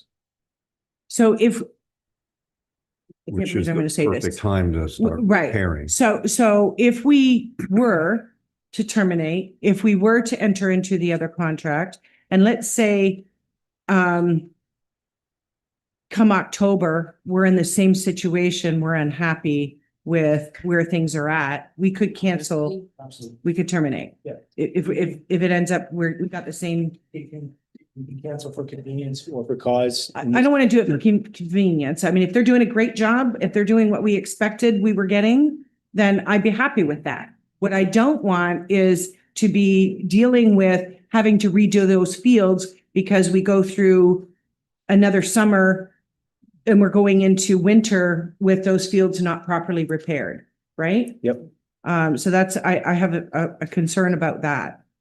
You wanted to say something? Well, yeah, if this Western contract, one thing good about it is that the termination provision, which we would use, is very easy to use. It's basically give 10 days notice without, you don't have to give an explanation, just be without, for convenience.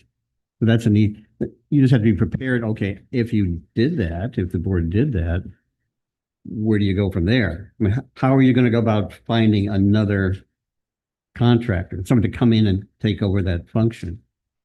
To get rid of your, just theoretically. Well, they're going to do a good job and then, right, we're going to be right there. They're going to do a good job and we're going to have to do that, right? Yeah.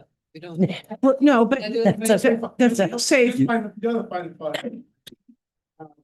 When you guys understand the commitment, we're not, all the equipment we're gonna buy, it's like $1 million in equipment that we're gonna be buying for you guys, for the parks and all this stuff. It's a huge investment that we're gonna put into this. Also, grass, the next 6-7 weeks are critical for the growth throughout the year. Whatever you have to do right now, even if we don't do it, you have somebody else. There's a lot of work that needs to happen in the next 7 weeks. So somebody needs to do it. I know that you guys want to rush it and we talk about going in right away and do the sanding, the vertical and aeration, all this fertilization, all the stuff needs to be done right away. So there's a lot of work that needs to happen in the next 6-7 weeks. Because I hate to speed it up and ask you, but I'd rather, I mean, my personal opinion, and the board could have their own, is I'd rather see you guys take over the maintenance and the repairs at this point moving forward, even if you started earlier and we had to terminate maybe in the middle of the month. That way the repairs are done to your guys' standards and not necessarily Juniper just throwing whatever out there or staff doing it. I'd rather give it a new head start because it does need verticutting. It does need the aeration and things like that. And we haven't been getting that from Juniper and that's been the problem. That would be a concern. I mean, if we could give them that now, they can take it over immediately and fix it. And the other thing is the only difficult part to this is the mower. Okay, that mower is $125,000-$130,000 that we need for Didn't we this. buy that mower though for our fields? We don't own one. I thought we bought it for Juniper. No, Juniper, they have their own. We didn't. And I can buy it, but I don't know where I'm gonna find it in the middle of the summer. So that's why I need to get this going. So I have that mower in time here. That mower is not easy to find. And we have them all over the country. I have 7 golf courses that I maintain around this area, but they're busy. All those mowers have been used. No, we don't have $130,000 mower city. So as soon as you guys approve me, I need something to buy $1 million in equipment. So that's why, like I said, I need something. How many employees do you I currently have? have 560 employees in around this area. And how many would be dedicated to our parks? Well, the contract, the way that it's structured, there's porter service, there's full-time people, there's weekend people, there's management people. So it varies. So you have maybe 15, 20 people coming in and out of the property. And do you also maintain the clay of the baseball Yes. fields, the Yes. infields and all that? Yes. Okay. I would like to see some improvements on those fields, definitely. And so you guys know, I maintain parks in a lot of places, and I know exactly what you need. My son used to play baseball the same way so I'm very critical about baseball fields and stuff like that and football fields. So I know what you guys need to do to get this right. And you're gonna have me here. I'm a neighbor, so you can go to my house and hit my door if you have to. I'm gonna amend my motion. Okay. And just, I think it's pretty clear. The reason why I want to amend the motion is because I don't want to continue the degradation of the fields, which is going to cost us more money in the end. And this will give us an opportunity to do, we're entering into the contract, but we can, if we're not happy about it, you're going to be hearing from us about it. Because everybody thinks that I'm crazy, but and I've been crazy about this maintenance contract because we have wasted so much money because of, and I'm just going to say it, incompetence. and it's taxpayer dollars, and we cannot be wasting money anymore. And I won't tolerate it. So if I think we're back at the same place, we're not getting our money's worth, then, we can bring it back to the board. Any one of us can do that. And then we can cancel it. So based on that, I'd like to change my motion, and I will make a motion to terminate under 11.3, the Juniper contract.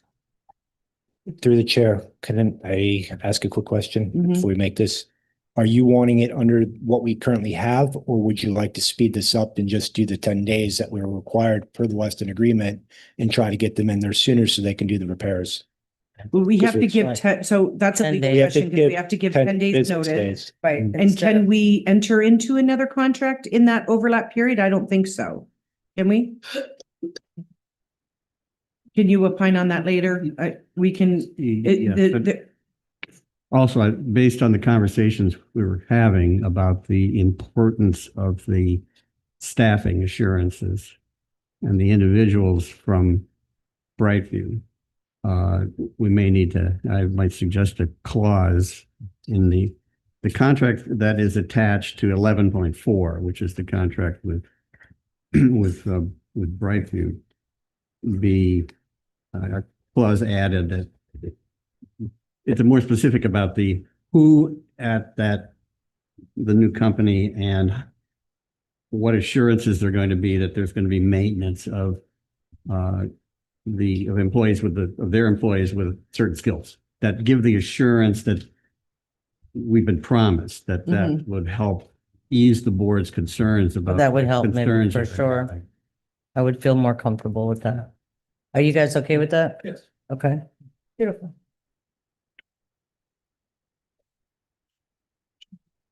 I agree. Okay, so the first motion is to terminate. Thank you. Okay. I didn't want to amend an amendment. We're Right. terminated according to the termination clause, So you got 10 a days second? notice. Okay, so we're back to where we were. Yes, back to where we were. Yes. 10 days notice. Public comment. Pia, did you still want to speak? Sure. You're here. I just wanted to say that I understand why you're talking about piggybacking so you don't have to do a competitive bid. And I understand you're in a time crunch. But I really do think that piggybacking does not give you the control over services that I think you really want. So I would not recommend piggybacking. And I really do think that a competitive bid, talking a lot of money here, $35,000 a month, and that he's giving us a gift. I'll do it for you for $35,000 a month. You'd have 1 million takers. You need to put it out for competitive bid. You want to do a 3-month contract? Maybe there's something special about this company and you really do like them. They come highly recommended. Then they should be able to compete in a competitive bid. You want to do a short-term contract using an existing contract without doing the work to figure out exactly what you want them to do? Sure. And have an idea of how it works and how they work, and then come back to the table and do an actual agreement, and maybe you can do it directly with them. That's my 2 cents. Thank you. Just to speak on that, as Mr. Palin said, they did the competitive bidding through Weston, and we can terminate this anytime. So we're not stuck in a 3-year contract. So they're going to do a good job. They're going to make us proud, and they're going to make our residents happy. Otherwise, Well, not for nothing, if you're going to make $1 million investment, you're going to make sure that your guys are doing their of work. course, absolutely. And we're putting in that clause that they're going to give us the staff that they are promising us today, and they're going to come to the meetings and we're going to hold them to it. And they're okay with that. And they're local, and I like that. And I like that you live here because I think that's going to give you more pride you're going to have more pride in your community. And I appreciate that. And I'm glad we're able to, find a company through another city that already did that legwork and that lives right here. So I'm happy with that. So that being said, call the question, please, Miss Scarlett. All in favor? Aye. All right, passes now, In next. between you, me, those two guys right there. Yeah, you guys will be We on. are out there a lot, Yeah. a lot. It'd be nice to see you out there. We'll Yep, can leave it thank you. right there. Thank We're gonna- you so much. Is your cell phone on there? Okay, good. All right, 11:04. All right, so I'll make a motion to approve 11-4. But the problem here then is the effective Start date. date because it says July 1st on the agenda. Right, so we're gonna Um, change that. And then legal add that needs clause. to opine. Because there is an issue, we can't go in before the 10-day period because then we lose our right to be able to go for damages to Juniper unless you think, unless it's the board's opinion that, well, let me ask this. At this point, where do we already have a claim for damages Not prior yet, to saying this is what needs to be done? Do we have a claim for damages? not yet. I Okay. wanted to let the season finish so we can go out there and really assess what it is and then maybe get some quotes of what it's gonna be to actually repair some of this stuff. And I was gonna get some of those videos. So I want to actually, every time I've gone in with their accounting department's been great. They've never given me an issue. We've held back over $60,000 last year. I just provide them the evidence. So I'm building that case right now. So you we can do don't that have in to- 10 days? Oh, absolutely. Absolutely. So my only concern is that we have a claim period. And if you send another contractor in, you basically nullify it. Mhm. So we would either have to decide as a board that we just want to absorb that so that we can have the time to do the recovery on the field. He can get that Yeah. done in 10 days. We should be good. I can still argue it and still try to get something back for the district. Since we're not going through another full month, you're not gonna be obligated to paying them the full amount for the month anyway. We'd be actually saving money, switching hands, and you're actually gonna save even more now because you're starting a month earlier than what we were even planning originally. So it averaged somewhere around 20, and not only are you saving, you're also gaining the entire district and not just one part, Right. which is gonna help with. They still need to get the mower. Yep. So it's gonna allow staff to then finish off Coconut's project, and then once we have the approval from the county, then staff can relocate over at South Expansion, because we're only gonna have 18 months to basically finish what's left over there. Okay. So And through the chair, I do have one more thing to add. Some of the damages that were done, as Mr. Bresley said, it's from equipment that was used for practices. We had a all hands meeting out there and I was walking the field and you can see specific areas that were dug in that were time and time constantly practicing for field goals and then running drills in certain areas.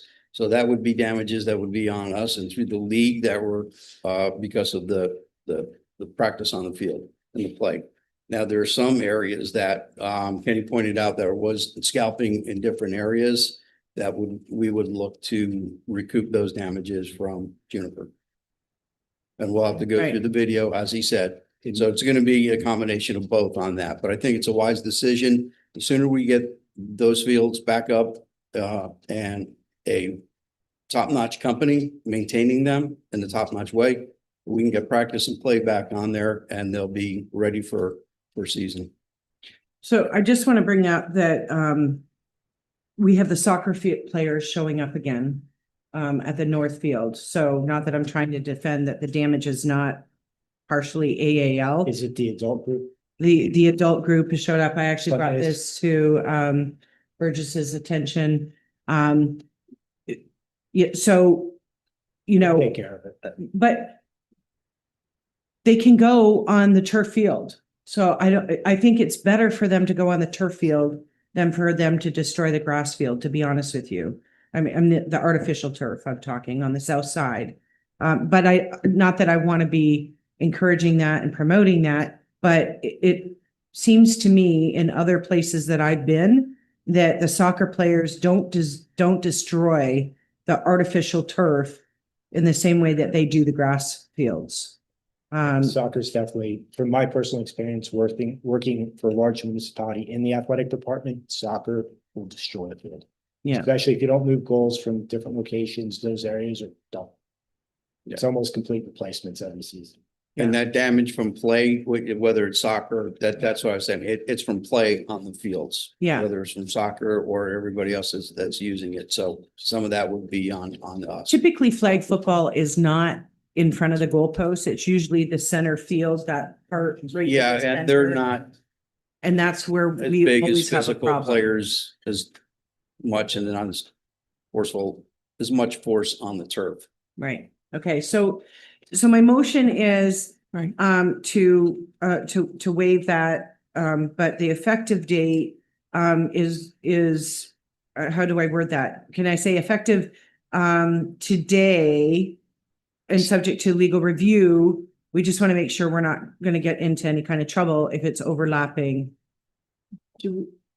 My question is, do we want to do 10 days or do you want it effective now? Well, we have to give 10 days notice. Yes, that's what I just wanted to make sure. But so all I'm saying is that that's another 10 days that we've lost for working on the field. So that's all. But maybe they need that to get started. I We're think gonna have to push. 10 working days would be June 3rd. So if you wanted to do an official start date of June 4th, you'd be at the 11th day. Okay. That'd be a So- Thursday. So I added 10 days to today, but it actually would be tomorrow, May 31st. So you're saying June, you're counting business days, so it's Correct. June 3rd. Okay, which is our next board meeting. Right? Oh, Monday's a holiday. Okay, then let's do the 5th then. Or we could start it on a Monday on the 8th. It's your guys' call if you want to start. Isn't June 3rd our next board meeting? Yeah. So why are we trying to push it? Saying the 4th is the 10 No. days. Well, the 3rd would be the 10 days of the start. June 1st, you said it's a holiday? The chip is into that. Okay, okay. The sooner the better, if they can get in there. If it sounds like a lot of the damage that's there is ours to fix anyway. So the sooner we can get them in there to fix it, then I think that's what we need to do. Let's Whatever- do it on the 5th, What day? Friday, Friday. the 5th? Friday the 5th, June 5th. If we go 6 weeks from there and now we're into mid-July before we can use those fields again. And when does tackle start? How long do you guys need? I need. Sadly, I'm going on vacation the first week of June. I would like to get to start. You can give me until the 10th, what's the 10th, something like that. I would love to be here that day, so. That works out. We can get you in sooner. Yeah. How much recovery time are you looking at for replacing the inside? Can we, we'll deal with this later. Burgess, I think you know what we're trying to accomplish. And if there's any way that we can Just call fix the tomorrow. field before, like if we can like do it tomorrow. And so that it gets rested, if we have to close that part of the field off or just that field, let's just do that. And no.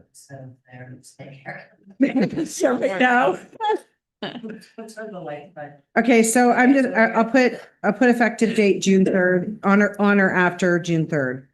Okay? That's good. And staff has the authority. Yeah, so. Do I need to give that too?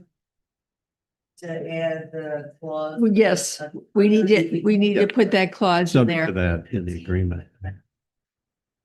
We'll draft some language Yeah. and we'll talk to them. Subject to Yeah. the, yes, Yeah. because it was discussed. Yeah. All right, great. Were there any parts on this particular? No, originally Pia had her card for this one. Okay, But she she already already did. did, Okay, perfect. All right, all in favor? Wait, Oh, no, go ahead. I want to say something for the record after you're done. Oh, after. Mhm. So all the questions and.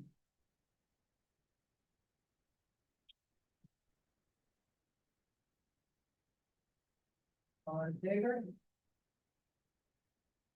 Passes 3-0. Gentlemen, do not let us down. Pardon me. Okay, that's good. Frank, Just for the record, there are additional provisions in the Weston contract that I think are helpful in addressing the issue of when people start, in terms of coordination. Well, first of all, this contract And the current contractor, it's not a monopoly contract. They're not exclusive. So there's nothing that precludes them from coming in now and providing services that might have been provided by Jennifer. Judith. So Correct. they can work while, Yes, now what the contract says is upon the receipt of notice by Juniper, they are to terminate the work. They are not, upon being notified of the election to terminate, contractors shall refrain from performing further services or incurring additional expenses. So they're supposed to stop. However, I mean, they are assured, they have to be assured of being paid for the work that they've done. of course, Yeah. Up to that point. And less damages. I also just want to state for the record, they're not being terminated for cause. This is a termination for convenience. So although certain comments might have been made about the experience of the district, it is not a reflection on that company or it's not a question of cause. So just for the record. Thank you. Okay, very good. All right, on to consent agenda. Do I have a motion to approve consent?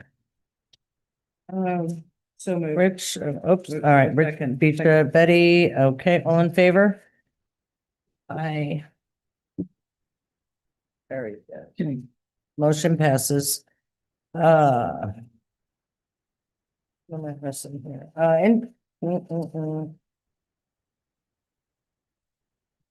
Feel like I'm missing something here.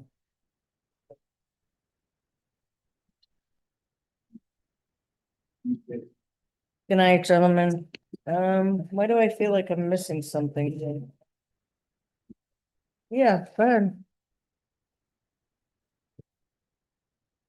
Just wanted to address something real quick. So I remember back, you got some new L screens for the baseball, softball fields that are locked up, right? So I was just out there recently. There's a very old L screen out there. It's kind of rusted. The net is coming apart. And so the way those L screens work, you got the net that's on both sides. One side's ripped, it's flipping down.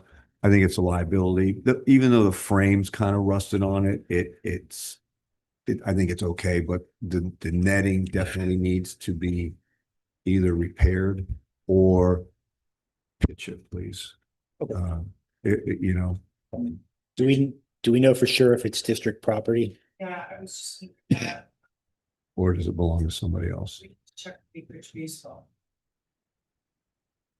Because I know that Acreage Baseball is responsible for, like at Friedland Park. Mhm. They're responsible for the pitching nets, and I'm trying to think of the different stuff that they have out there, but they're responsible for that. It got to disrepair a couple of years ago, and they were required to replace it, and they weren't replacing it. The county got really upset because it was part of their contract. And I suspect that some of the stuff that's left over at Acreage Community Park is like remnants from when they used to be at Acreage Community Park. This thing's pretty old. Yeah, it probably And even goes if we back to that. don't But if we throw it deem, out, just remove it. yeah, if we deem it's unsafe, And maybe put one or two of the other ones out there that are locked up, you know, for people to use. Just like we said, that these, you know, if some of these guys come out to go practice softball, kids are out there hitting baseballs and stuff, and last thing we need is a ball to go through a net on a property and hit somebody in the face. Someone's gonna want to have a conversation with us. Okay. Thank you so much. Item 13, staff presentations. Yes, just quickly. So for the next board meeting on June 3rd, the AAL agreement will be coming back for its extension, long-term extension. So, and at this point, there are no issues to do that from staff standpoint. So that will be on the next one. Also, the sponsor or the Adopt a Trail will also be coming back to the board. And Mr. Lawrence already brought up about July 7th with the Board of County Commissioners with the second phase 2B of the South ACP. And then just quickly, even though you've entered into this contract with Brightview during the summer, we will prepare an RFP package for this. So if something does go wrong, we have the package. All we have to do is distribute it. And as far as RFPs, we're putting the mowing one out, mowing contract. We're preparing the security, the sod, and the hauling to go out probably the next few weeks, 2 to 3 weeks. And those will be ready for the August meeting. So we'll have to for get through the with legal taxes. and all Okay. that. Make sure it's ready, because remember, as the board of supervisors, you'll have to recess the meeting, sit as a selection committee, and then make that selection there. And we'll do all the upfront stuff to make sure they meet the minimum qualifications, insurance, and all that. So Very good. Thank you. This is for next budget year, right? yes, Is it, yeah. So, and yeah, the sod is out right now. Yeah. All of them come back in. Perfect. So the bid for the mowing, the board already approved that to go out? We Did I had miss- I brought it up last fall that we were preparing it to go out, because we have on the agenda under 13. So yes, I had brought that up. So and again, it's up to the board whether or not you want to approve it, or we just continue in-house, and that's why budget is set up. So in August, if you approve it, then salaries go down in the M2 basin. And if you don't, then the contract goes out and your salaries remain. So either way, that will go down. And it's just for the M2 and M3. And those will be set so they're very separate and trackable. Can I just bring up something that I've been thinking about? Yeah. So, I think the mowing is important, from a, what do you call it? Beyond an aesthetic thing, it's our responsibility. When we're not mowing, canals, then ultimately we have other problems that develop. And then those problems become so big that it's something that we can't handle and we got to hire somebody. And so in reviewing the budget the other day with you, I was left thinking afterwards, we already have the staff for mowing. We already have the mowers, right? But maybe right now, the better thing for us to be investing in, at least in the M2, as much as I would like the mowing improved, but maybe more important than that is actually starting to cut back on these trees.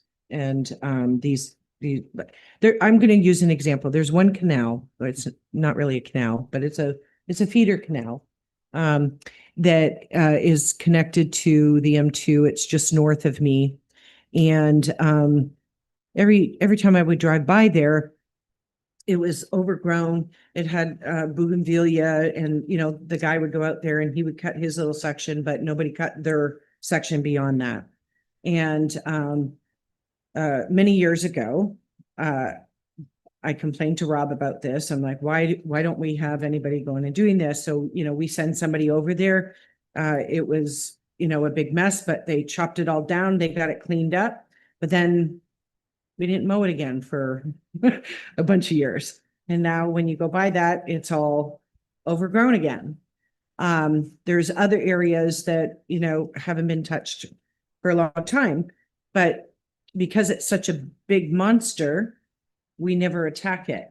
And maybe we're better off taking the money that we would spend on the mowing contract and say, we're just gonna we got $30,000. We're gonna spend $30,000 hiring somebody to come in and clear this out and then making sure that staff is staying on top of maintaining it.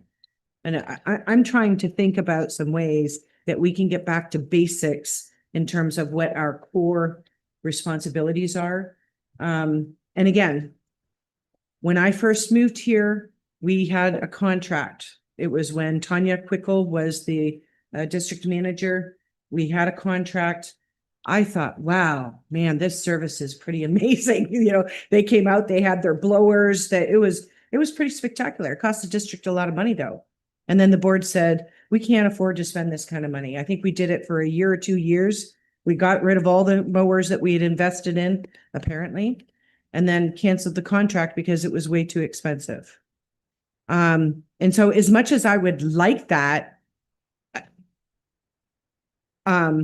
it's more important with the state of the economy and also the state of our budget to be thinking about, are we focused on our core responsibilities? And I think our core responsibility, our very first one is drainage.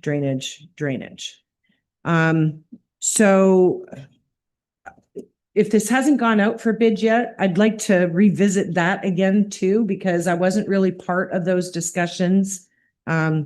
If Santa Rosa Groves is in a different position because you've already cleared all of yours, so you just need to maintain what you got. And it's important that it doesn't regrow, but that's not the case in the M2 basin. There's 2 units. It's actually quite large. And there's some areas that I think we could knock out and maybe, smaller contracts, maybe it's something that Brightview can take care of, but I think I'd like to revisit that. And because of those things that I've just mentioned. Well, one of the things, again, we can still put the RFP out and we don't have to go with it. I would prefer to do it because we think we're going to get very competitive rates and be able to do 4 cuts a year. Mr. Robinson, I talked, and I know Mike LeCount, he thinks he can start clearing some of these in-house because you and I had talked about that a couple weeks ago. Mm-hmm. So that's something that we can certainly look at, whether you go with a contractor or you keep it in-house for mowing. So because I don't want to delay the RFP because there's a time period to go. And again, if the board says we don't want to do it, then you're not out anything. Okay. So you're not committing Rob, that. didn't we buy? I thought we bought one of those machines that cuts the trees down. It's like a lawnmower, but it goes forward and it chops the trees as you go, as long as they weren't too big. What happened to that? That's correct. We have the one mulching head that goes on the Bobcat units. Every time we put it on there, it kind of trashed the whole system. It was overheating it. At the time, we have the cooler put on there, but it wasn't working as they had demonstrated, and it was for it to be on that machine full time. We really needed to look at a different piece of equipment. So what they came out and we demoed it and it worked fine, for a couple of weeks here and there, but the full scale stuff, that's why they make larger industrial grinding heads just for this purpose. And they're actually purpose built. Now we do have a head that was purchased for the John Deere, and I did use a version of that to do Santa Rosa Groves, and I used it myself when I was out there for 6 months. And 3 of it was on this size machine. Works very well. And this one's on an excavator. So yes, we do have that in stock, and we just got the glass. That one that's on the excavator we own? We're leasing. Yes. Okay. Yeah, it's a package. But you would need a larger space. So some of the areas that we have are, maybe 5 feet wide. You need to have like the riding lawnmower style that can go in there. And that's what used to be maintained in the M2 area. And And my recollection is that that little machine could fit in those smaller areas. Not down to 5 feet, ma'am. No. Okay. This other one, you need about 6.5, 7 feet, because you Okay. don't want to get right up against fences and everything. This other one's the same purpose. You can use it in larger, but you can use it on slopes and you can use it above head too, above grade. So you can get limbs down once they're on the ground. You can grind them in place. But you need 10 feet for that one? About 6. The big one? The big one, yes, about 6 feet. It's more stable than Isn't the an track machine excavator going bigger back than and that? forth. Excuse me? Isn't an excavator bigger than that? It's on one of the minis and Oh. it has about we'll say 6 foot wide track width. And how much does that cost? We're leasing it right now. I don't know off the top of my head, but yes, that is a lease. And is it a short-term lease or? We have it for 3 years. So we already have it. Yes, ma'am. Are we using it all the time or just? We just got the front glass. That was one thing that was back ordered. So now that we have the cage guard for it, we'll put it out in the field and we're gonna be testing it. Actually, we're gonna have training with it. The reps are gonna come over and go over all the items on it. And then we'll have training with it out in the field and then we'll put them in real world scenarios. Okay. All right, thank you. Sorry. It's okay. Do we get credit for when the machine is down on the lease? It was just for that one implement, so we couldn't use the grinder on that. Oh, but we were still able to use it for other things. Yes. So Okay. All right, just ask it. Thank you. Sure. So when we're talking about mowing, obviously canals. Nobody's mowing their own canals, Some people. right? Well, Some really. Just We to be do. clear, as a reminder, the RFP is for swales, canal tops, canal slopes, Right. and cutbacks. And it's a minimum of 4 times a year. Right now, this is only for the M2 and M3. Yeah. Yeah, so the mowers that we currently have would be still working in the M1, and we're testing to see how this will work. So my question is, and it's not about the canals, it's more about the swales. And in my opinion, when you think back years ago, and we had a lot of vacant lots out here, yeah, we needed to stay on top of the swales. However, it's almost every lot's developed now. And I believe the majority of the people take care of their own swales. And I also think that most people don't want their swales cut. We're not a landscaping company, right? We just come in there and hit it and off we go. So I wonder if mowing swales is something that we should continue to do. Now, granted, there are probably places that are still vacant and nobody's going to mow them and stuff like that. And, maybe keep an eye on those lots. Now that we have this awesome drone program, Mr. Nick back there, those are areas that he could, look at or something. And do we really need to continue to mow swales? I mean, does anybody want to comment on that?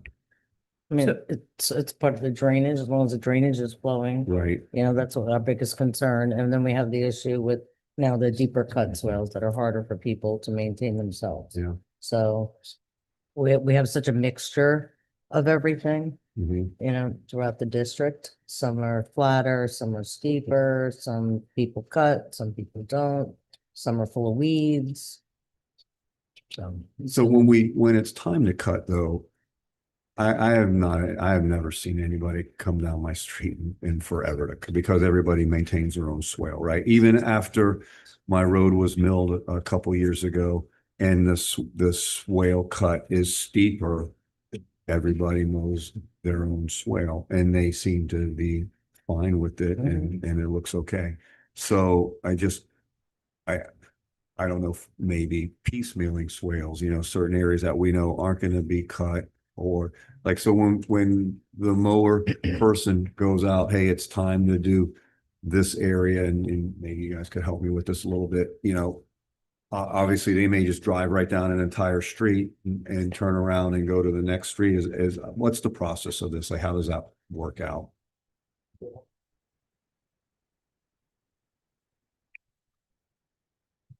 Usually what happens is,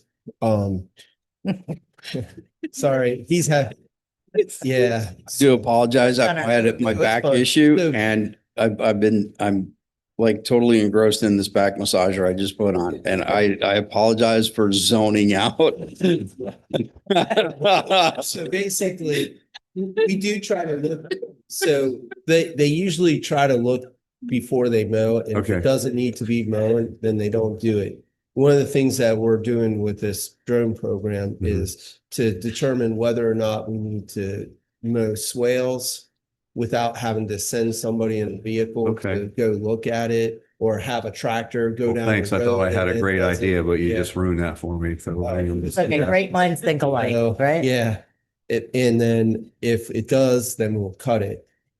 What we want to do, especially with the cutbacks, even with the contractor, is if some homeowners don't want their trees to be touched, they either do it or they have their landscaper do it, and we want to let them know, so many days in advance that we're coming, and if they don't want us to cut their tree, but it needs to be cut, they have the ability to cut it at the time before, whether it's our in-house mowing or in the future contractor. So sorry, I wasn't trying to steal your thunder. No. Ask the question. No.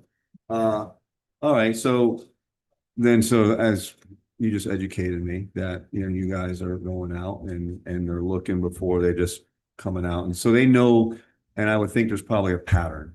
I would also think there's a pattern. We know where we're going. We know where. And Yeah, Mr. Schaefer, I think, said there's like 70+% that mow their own swales, that might be on or off. Gotcha. Okay. Thanks. So, we've kind of had lots of debates about this through the years as a board, and ultimately, we have an obligation. Correct me if I'm wrong, Jay. How does that go? We have an obligation to ensure that our drainage is working correctly. So being swales, right? So the one way that we're able to do that is by sending mowers out there and stuff out there to do that. When they're mowing, obviously they're seeing what's going on. Sometimes we've had mowers that have been out and they see that a canal bank has collapsed, right? So that's our eyes out there. If our residents aren't reporting it to us, our staff is out there, that's what they're doing. We used to do a lot more mowing than we do now. And you can tell, it sounds like you live on a great street. Everybody's maintaining, right? But just on my street alone, and I've got a very short street, but there's now somebody's bought the lot on the corner. But that lot was left overgrown for a really long time. And it only got cut back when staff came in to do the cutbacks, and they'd have to do, that four corners. Recently, by the way, the people that bought the property put a fence on it. They've been doing all kinds of work, cutting down all the trees, and they've totally destroyed the swale on the Allen Black side. But they're paying for that service, whether there's somebody that, whether it's a developed property or it's, a vacant lot, somebody owns it, somebody's paying ITID For their drainage. for their drainage, and that also affects everybody else's properties. So the other thing that I hear a lot of is that we have an aging population out here. Some of them are selling their homes and they're moving on. But not only are they aging, but there's a lot of financial burdens on elderly people today that didn't exist before, but they're faced with, they can't afford to hire someone to come in and do it for them. And then we went and I wouldn't say we changed it, but we did change it in some places our swales are a lot steeper than they used to be. Now, in some cases, they're steeper because over the years they filled in, and so they seemed really shallow. And then when the district comes in, but the ratio seems to be steeper in some places. And the biggest complaint that I hear from a lot of our residents, and especially the elderly, but some of the younger ones too, they cannot ride their mower on their swale to mow it anymore after we redo it. And it's dangerous. When it's wet, they get stuck. And in some cases, residents have complained to me that they can only go out and use their weed eater to do it. And so then they just say, screw it, it's not my responsibility. It's Indian Trails. So that's something that, we've brought up is a problem in the district, in different areas, but especially with the newer swales. So I think bare minimum part of our maintenance, and it's in our water control plan, is that we, built these swales, we maintain it. We bare minimum should be doing it twice a year. We used to do it more. So I would hate for us to go to a policy that we don't need to do it anymore, until we're all McMansions and beautiful lawns and everybody's, taking care of it. We still have a responsibility to make sure that everything's flowing properly. So. I agree with you. And that was my question when you said 70-30%, curious how many people are actually maintaining their swales, which is overwhelming majority. And obviously they do need to be maintained. On a separate note, real quick, something I've noticed lately that's actually been really disappointing to me on my travels through here. I don't know what's happened over the last several months, but I have seen people piling garbage in swales, especially down Orange and other main streets, and I mean massive piles of garbage, or they have massive piles of trees with garbage in there. We know SWA is not picking that up, and garbage that has been sitting out for months. So when we're out and let's say it's swale cut time or something like that, and these people have these massive piles of, and I'm talking a full bedroom set that's sitting out and just rotting, or they'll move it to just, they might have a vacant lot next to them, so they move it just over their property line in front of the vacant line. Is there anything that the district does to address this or bring it to the attention of SWA? Yes. Yes, we do try to contact SWA. Okay. We have a pretty good relationship with them as well, but yeah, I'll make sure staff is paying more attention to that. Right. Are these code violations or just? They can be code violations. That's up to county or SWA. Okay. So we put notices out to people that, especially once we enter hurricane season, that they should keep their swales clear, because it could affect the drainage, or you have flying objects during a storm. So, and I think people should be doing their cleanup kind of throughout the year, but some people aren't able to. So they hire a contractor, and their contractor, they're not paying them to remove it. And that's why you'll see like whole rows, and then SWA won't pick that up. Of course not. Yeah, there's a big stump that's from the property I was just talking about. They got a big stump that they put across the street on somebody else's property. And SWA is not going to pick it up. So unless the property owner or somebody reports it as illegal dumping, which some residents have done. But the other thing that I see that really bothers me is when they put it at the end of the canals, because then it ends up in the canals in some cases. And or some kid tries to use it as a ramp because it starts to grow grass over it. And now they're, and I've seen that happen. So it is very dangerous. And just quickly, speaking of SWA, they have contacted us. They want to do a workshop here in August or September. They've not given us a date because they are going to be expanding. Yep. driveway, Yep. the, Pickup. Or potential The pickup, amount of pickup, yep, The dimensions of it. starting in October. Yeah, and then Scarlett speak real quick because she was able to. Tomorrow morning, we're hosting something, so go ahead. Okay. Every other month, there's a meeting of the local mitigation strategy.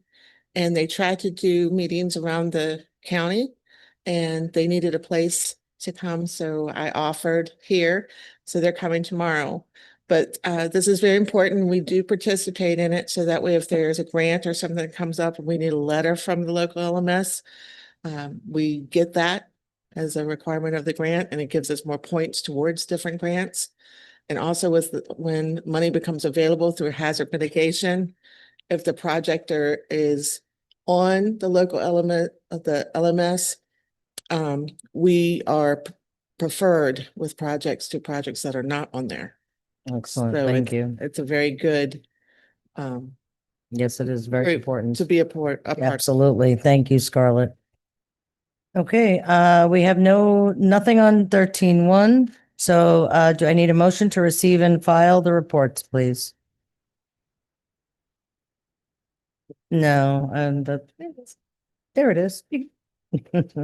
All right, all in favor? Passes 3-0 and our meeting is adjourned. And the meeting next Wednesday. Oh, did you?